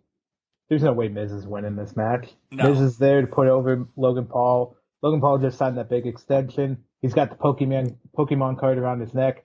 Maybe we'll get that on a poll at some point and have that match. I think that would be the richest prize in the game at that point. I think once one of us win the Powerball, or I don't even know what the hell it is anymore. Friday night Thunder. I don't know. Whatever we're winning in a couple hours, we're going to buy that from Logan Paul and decimate it. Where do we want to destroy that card? Is it on a college tour? No. What I was going to say, is it like an Office Space moment where they destroy the printer or whatever that is in the middle of a field? We just take bats and flames and shit to it and hope for the best? Okay. You can tell, guys, we're going to spend our money wisely once we get it. It's just the way it goes. I'm going to be broke by tomorrow. Go ahead. Next match. Yeah, this is definitely not in the order these are going to happen, but next up is Riddle versus Seth frickin' Rollins. This is probably going to be, honestly, match of the night. Yeah, I agree with that. And I don't have a pick. I don't know, because we were all in on Seth winning it and having Heist 2.0. I don't think Riddle needs to win. And I think Seth, I think we both are on board that things can change or whatever, but I think we're still going to get Seth and Cody for the title at WrestleMania somehow. I would agree with that. I'm going to pick Seth freaking Rollins, but I don't think Rollins has won a pay-per-view match since WrestleMania, even before WrestleMania, to be honest, because he's lost 3 straight to Cody. He lost Money in the Bank. And now he's coming up on SummerSlam. He has not won a pay-per-view match. I think he's due for one. Riddle has had a push to Roman. They had probably one of the better SmackDown main event matches in recent history. I think Riddle, to your point, Riddle can take a loss. So I think Seth needs to reestablish himself. Yep. And I think this is Seth freaking Rollins' match to lose at this point. So I think he's going to win that. I agree. All right. I'm going to save the titles for last because I don't think they would be next. But that only narrows it down to one other match. But Pat McAfee versus Happy Corbin. Yeah. Who wins this one? Corbin. Remember, shit is going to change. Shit's changing big time. But these are our predictions of what's out there right now. Yeah.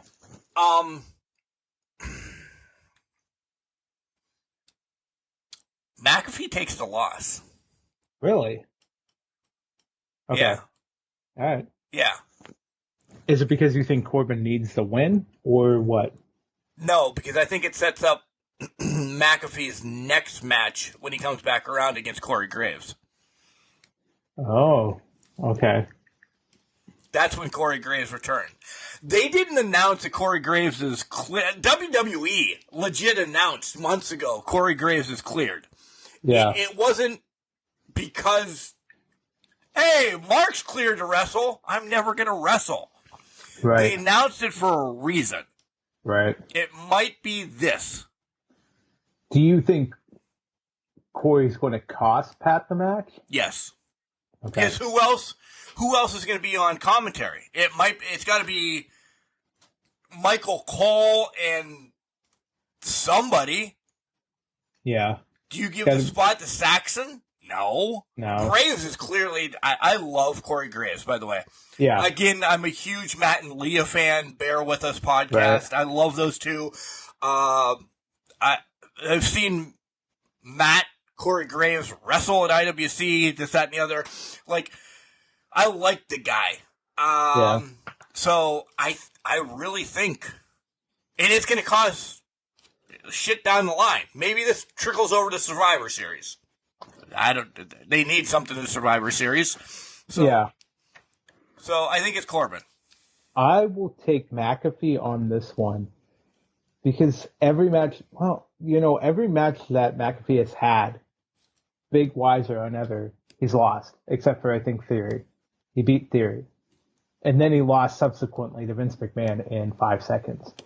So I think they could give this to Pat McAfee and Corbin starts a downward spiral. I do, however, like your thinking about Corey Graves and believe that he will actually start talking shit on Pat McAfee over the coming months to lead to a match. So I think 2 each its own. The outcome's the same. We're both there. Yeah. We're both there. But I think I think they give McAfee a win that seemed like a credible threat for when Corey Graves comes back, gets his win at that point. Or you might have just shifted my head. Graves just jumps in and they beat the Christ out of him. Mm-hmm. It's not Sunday, so I can say Christ. Christ, yeah. They beat the Christ out of him. So Pat gets the win. Yeah. But he's laid out in the middle of the middle of the ring. We're at the same page. So I think it's a wash. Whatever. I've written it on July 9th because that's what's on my calendar right now, or I'm writing it. We're on the same fucking scenario. Yeah. But, all right. Agreed. All right, so we're getting into the title matches next. I'll go with the order that's on here now. Raw Women's title, Bianca or Becky? You convinced me last week that Bianca's going to get... I really... And this is going to piss a lot of people off because there's not a lot of matches on this card. If Bianca gets this win in 26 seconds or whatever the hell it is, it ends this story, and it needs to be ended for a while. Yep. No fault to Becky. She needs to be away from that title for a while. I completely agree. I love Becky. Don't get me wrong. Becky Lynch, the man, bought the Funko Pop, bought the T-shirt. I will carry that flag. Big time Bex. I don't like it. I don't like it. I get where they're going with it. I'm fine with it. It's basically the equivalent of Seth Rollins in the sense that they can wear the grip, as the kids say. My opinion is Bianca wins this. I think it is short, sweet, 26 seconds, maybe 12 seconds, because I think they threw that out there on Monday Night Raw, too. I think it's a quick match. It ends early. The night's done. Becky hits rock bottom. This still plays into my thought process of Becky hits rock bottom, builds her way back up. Ronda gets the title at some point. I'm not saying yet if it's going to be Sunday or not, but Ronda gets the title back. Becky, Ronda, title, SmackDown, WrestleMania next year. I think we're hitting rock bottom Sunday with Becky. So it's kind of where I'm at now. Yeah. And Vince McMahon got retired. And Vince McMahon retired. So shit's all over the place here. And I said Sunday, I meant next Saturday, because it is next Saturday that the pay-per-view's on, but whatever. Right. You guys know what I meant. All right. Go ahead. All right. Our favorite match of the night from the randomness, the tag team title match between the Usos and the Street Profits, with Jeff Jarrett showing up somehow because they found him on the street with his guitar trying to peddle money out of strangers. Mark, who do you got? This is a match I really don't care about. Unless Dawkins takes the loss and Montez just beats his ass after and we get Montez going solo. Yeah. I don't see the Usos losing this. I don't see Jeff Jarrett making the count. Interesting. And he's gonna get knocked out. It's in fucking Nashville. He's got to put on a show. Something's got to happen. Somebody's getting a guitar shot. I would say he's gonna get a shot, and so here's my play out. I think the Usos inadvertently kick him, and Jeff Jarrett takes a guitar shot and ends the Usos title reign, and I say the Street Profits win.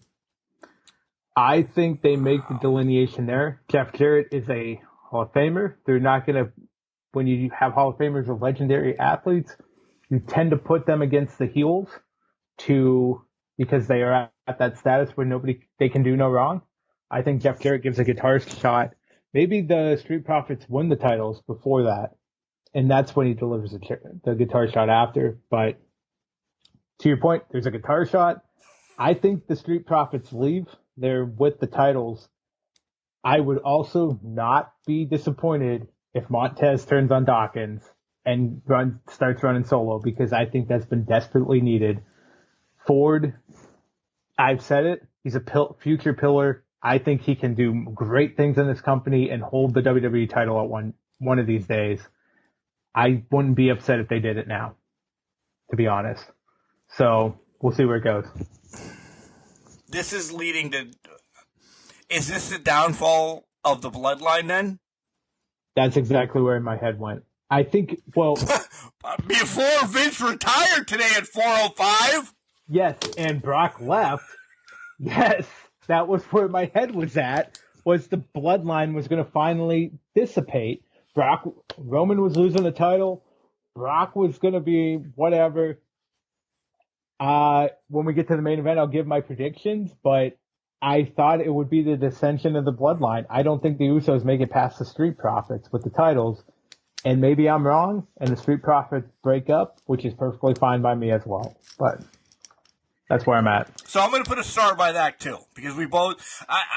I'm not saying we're completely on the same page long term. Long term. Short term, match-wise, we're different pages, but long term, we're on the same page. All right.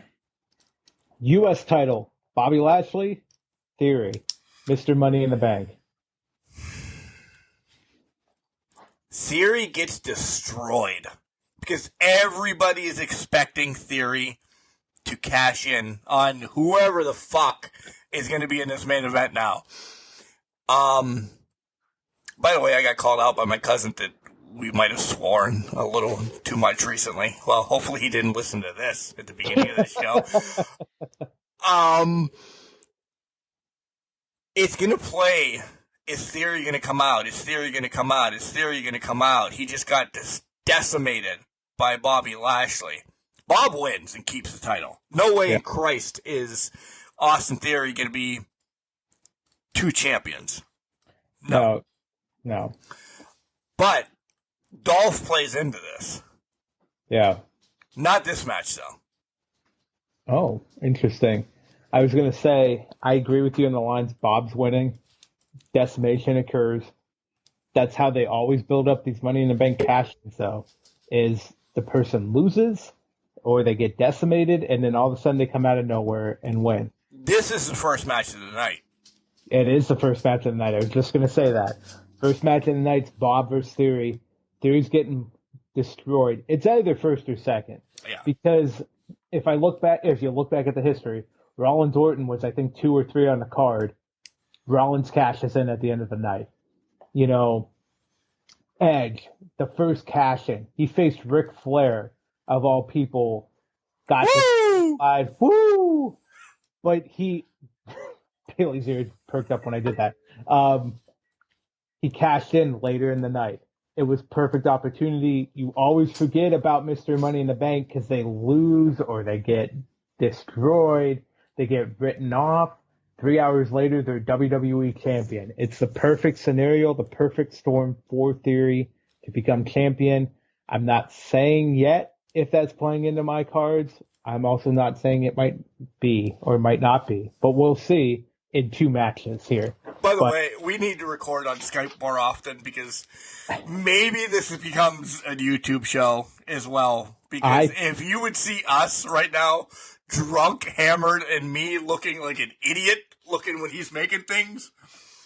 Mark, this is how I usually look when I'm talking to you just through phone. Like, I'm doing these hand motions. I'm doing all of it. Yeah, but we're not drinking at 9 o'clock or 10 o'clock. That's true. If I crack one, it's 11:30 and we're at the tail end of it. Right. Now, we're 3 hours deep of drinking. Liquor. No, we're cracking a beer or a seltzer. Yeah, now it's liquor. We're on hard straight liquor here. We fucking finished off bottles tonight. All right. I know the next one's Liv against Ronda. How'd you know that? Magic. There's only 2 matches left. Yeah. Liv versus Ronda. We got Liv. Underdog story again. I have played back and forth if this is a transitional championship or not. I think it is, but it doesn't end tonight. I think Liv wins. I think there's some funkiness going on with Ronda. They might have introduced another storyline for Ronda, or Ronda's getting written off for a couple months, and she's not going to Castle Grayskull. I don't think she travels overseas. I think she comes back maybe the season premiere of SmackDown, maybe, and wins the title. I don't know. We'll see. So that's where I'm at. I think this plays into... I think these next 2 matches play into Vince retiring. We know Brock definitely played in. It's at 420. Yeah. He said, I'm fucking out, too. Yeah. I don't know if Ronda's around a lot longer. No disrespect to her. She did a lot. She got the women's division hyped up, this, that, and the other thing. I don't know if Ronda's around a lot longer. I think we're going to see a lot of shit happen. Oh, I agree. What happened today was just the tip of the iceberg for what's to come. I think, to your point, is Ronda a Vince person or is Ronda a Triple H person? That's where the delineation is, because if Ronda's still a Triple H person, I think we see Ronda for a little while. So I think it depends on where we're at. This is going to be the one that actually separates us. Because if shit happens in the one that I put stars around, we both went with Liv winning, essentially, right? Yeah. I don't know if we can come back to this and say, all right, you get a title defense at whatever, or I give you a title defense, whatever, with my 6-pack that I have for about a year and a half now. You've never held the 6-pack, by the way. You've never. All right. I'm better at chasing than I am holding it currently. That's where it is. Are you? It's going to be a bottle pretty soon beside a 6-pack. Let's. We're done with beers. Can we circle back to the? This doesn't happen to me, but Cody still owed a whole case of liquor from one of our friends. Oh. We need to ask Cody Hetrick to come on the podcast and give that full regale, because from a New Year's Eve 2015, I believe it was 2015, a full case of liquor is due to him. Wow. Is it random? Like, you can go to the liquor store, because, of course, in Pennsylvania here, we have liquor stores. You can't buy liquor anywhere else. But is it a sporadic liquor, or is it just a case of Maker's Mark? We've talked. So here's the thing. It's $240 in value at that point in time of liquor. So it's whatever was deemed necessary. It was a 12-pack. I don't know what it was. It wasn't beer. It wasn't a case of beer. It was a year's worth of liquor, which was 12 bottles, $240 estimated value, whether you want to go with that or not.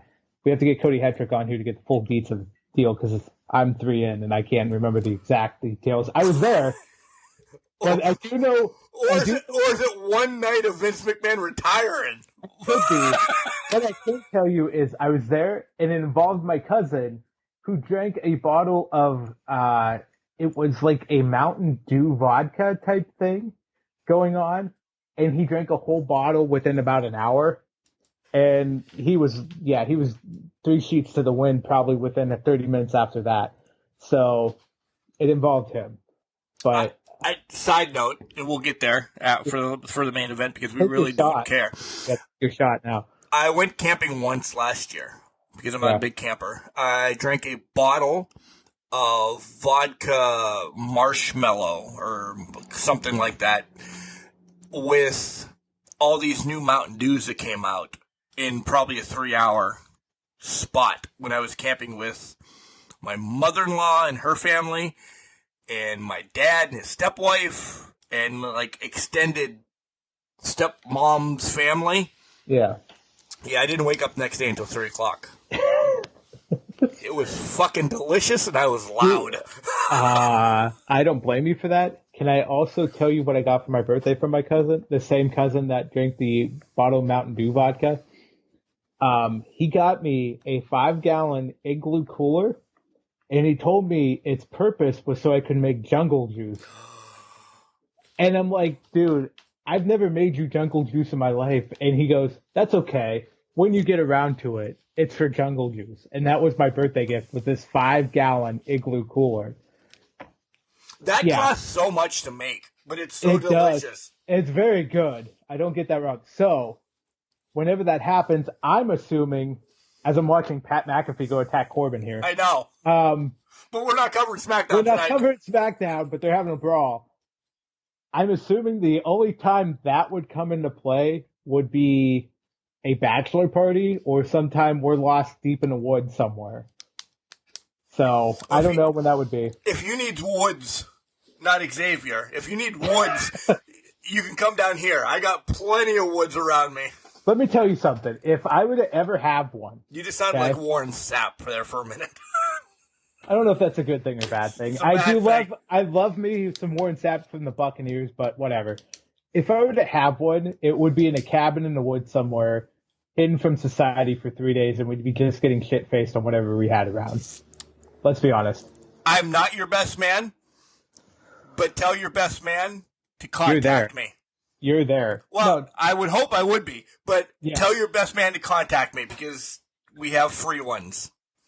You just need to bring your bachelor party to Ridgeway or Elk County. I will come to Elk County, bumfuck nowhere, to have this. But that would be the dream. Would be just middle of nowhere. We fucking just hang out for 2 days. I don't need anything else but the guys. Done. Liquor, alcohol, and we're just relaxing. That's all I want. Done. Got it. It's in the family. Done. I'll let them know, and we'll make this happen. So, anyway, now that we back the party, I don't even know if it's happening, but good thing your wife doesn't listen to this one. The girlfriend doesn't listen right now. Yeah. Well, let's be honest. We lost her probably about 2 hours ago. Yeah. With everything going on. So. Main event of SummerSlam? Question mark. Oh yeah, we didn't do that yet. Roman Reigns versus Brock Lesnar or Goldberg or whoever else they pull out of the woodwork. Mark, who do you have?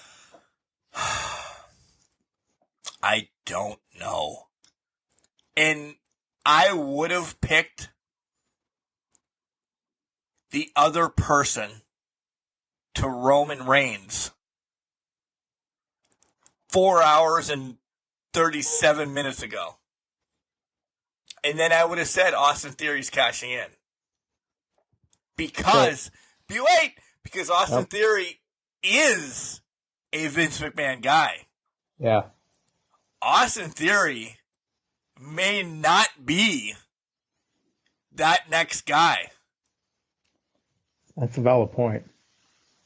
I will stick to my guns, and as of 5 hours ago, Whatever. I was picking 2 days ago, by the as time of you're 2 days fucking. ago, yeah, right. By the time you're listening to this, it will be 2 days, 8 hours, something like that. 37 seconds. 37 seconds. I was picking Austin Theory to walk away with both titles, but lose one the following night on Raw due to technicality. Here's my technicality. Paul Heyman walks out Monday Night Raw. You've already picked. You picked Bob to decimate him. I did, but I'm not. Austin Theory's cashing in Money in the Bank. Here, this is my. You mean Universal? Yeah, Universal. Yeah. All right. Yep. So there's not going to be a finish to Roman, Brock, Goldberg, SpongeBob SquarePants, whoever ends up facing him. Austin Theory's coming out, cashing in, acts like he has both titles. I think Paul Heyman finds a loophole in the contract Monday Night Raw and says Austin only gets one of the titles. That's how they separate the championships. And Roman's going to be the man on one on SmackDown or Raw, and Austin's going to be the man on the other. So I'm just going to write Austin for you. Write Austin for me, but I'm playing out through Monday Night Raw that there's going to be some separation of the titles. So on two of them I have stars, which is completely different from the Barry Bonds asterisk that I have next to Austin. That's fair. Okay. That's fair. Yeah. I wouldn't hate that. I think it's the most logical one. Now, that would be a way to also now go if Goldberg's in the match and Lesnar's not.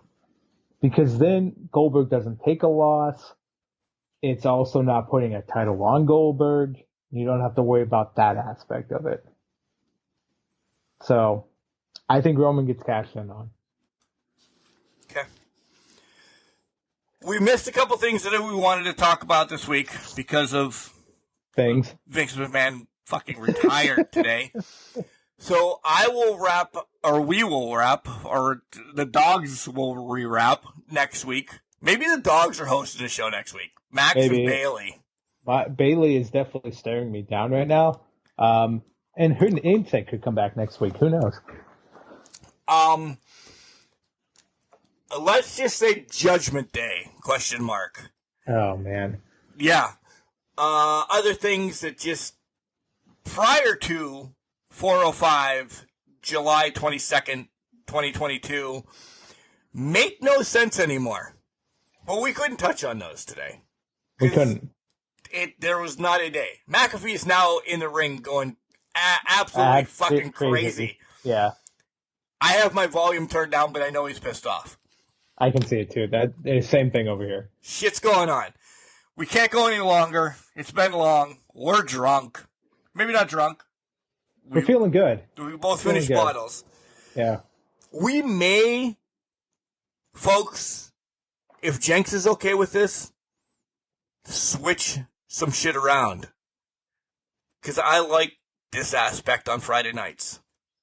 I don't hate it. I like it too. As long as you're okay with it. I love this. I love Friday nights. Drinking, throwing theories at each other. Not Austin theories, but just regular theories. Well, this was a good day. His name's not Austin anymore. And it's not Austin, but I had to make a distinguishment. So, by the way, I'm going to give you one prediction for Death Before Dishonor. Dishonor? Yeah. Whoa, man, you are really far gone. I'm getting there. I told you, mine have been really heavy. We have a new ROH champion. That's all I'm saying. Really? That was not going to be the match I thought you were going with. That's okay. Fair enough. Things I read, and it's not spoilers or anything, Claudio wasn't supposed to be brought in yet. Daniel Bryan, Bryan Danielson, Brian Pillman, Brian Kincaid, Brian, I don't know. That injury made Tony Khan shift. Yeah. Claudio was supposed to come in a little bit later. Do you think Bryan Danielson was going to beat Gresham? Yes. this month. That makes sense. Now it's going to be Claudio. And we're going to get Claudio Bryan. Danielson. Yeah. That would be a dynamic interesting because that blows greatness, but also that breaks up the BCC, does it not? Or only one aspect of it? Does it, though? I don't know. They could hug it out. They could hug it out. They respect each other. It's not like Claudio and Kingston that hate each other. That's true. That Although hate each other. Although they love each other after Blood and Guts. Right? I mean, they were very respectful for each other. For Kingston to hate him, it seemed very respectful. You helped him up, for the love of God. You helped him up, yeah.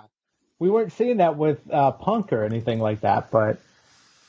Oh, Jesus, Shanky's on my screen. Yeah.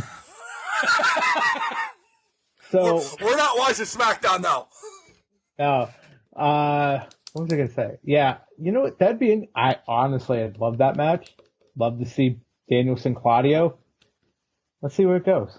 Let's see where this goes. Yeah. We will recap Death Before Dishonor at some point next week. Somehow.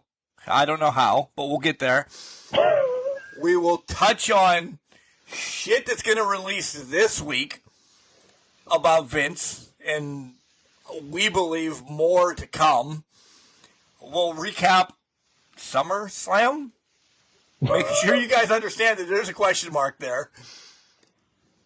And hopefully we don't have a headache. You know what? I don't think I will. I'm good. I'm good. I'm better than I thought I would be right now, because usually when I have 3 of these and not feeling well, I'm good right now. It's all this emotion coming out. It's the adrenaline. So probably about 10 o'clock, guys, I'm going to be feeling like shit. So we'll see what happens. Death Before Dishonor. Either that or God of Death. God of Death. Well, I'll be conquering Death's ass at that point. So we'll see what happens. Oh, my God. This has been an amazing show. This show actually started at 4:05.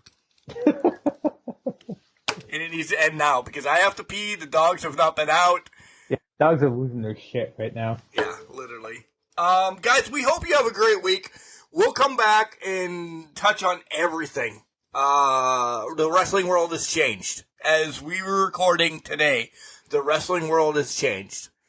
Good, better, worse, we don't know. Yeah. Time will tell. That's all I can say right now is time will tell. Is it good or better? I, personally, prediction, think it will be better. Depending on who gets creative, because I think there'll be more wrestling involved than there will be sports entertainment. So that's my thought. Do you think Stephanie calls Ted Turner? No. No, maybe Jeff Jarrett's available. God damn it, Jeff Jarrett's available for anything as long as they hang around Nashville long enough. So we'll see what happens. The Pocono races this weekend, by the way. All right, guys. Remember, just because we're trashed tonight, doesn't mean you can't do great things. You can be a garbage can, not a garbage cannot. We can't. We're past that point.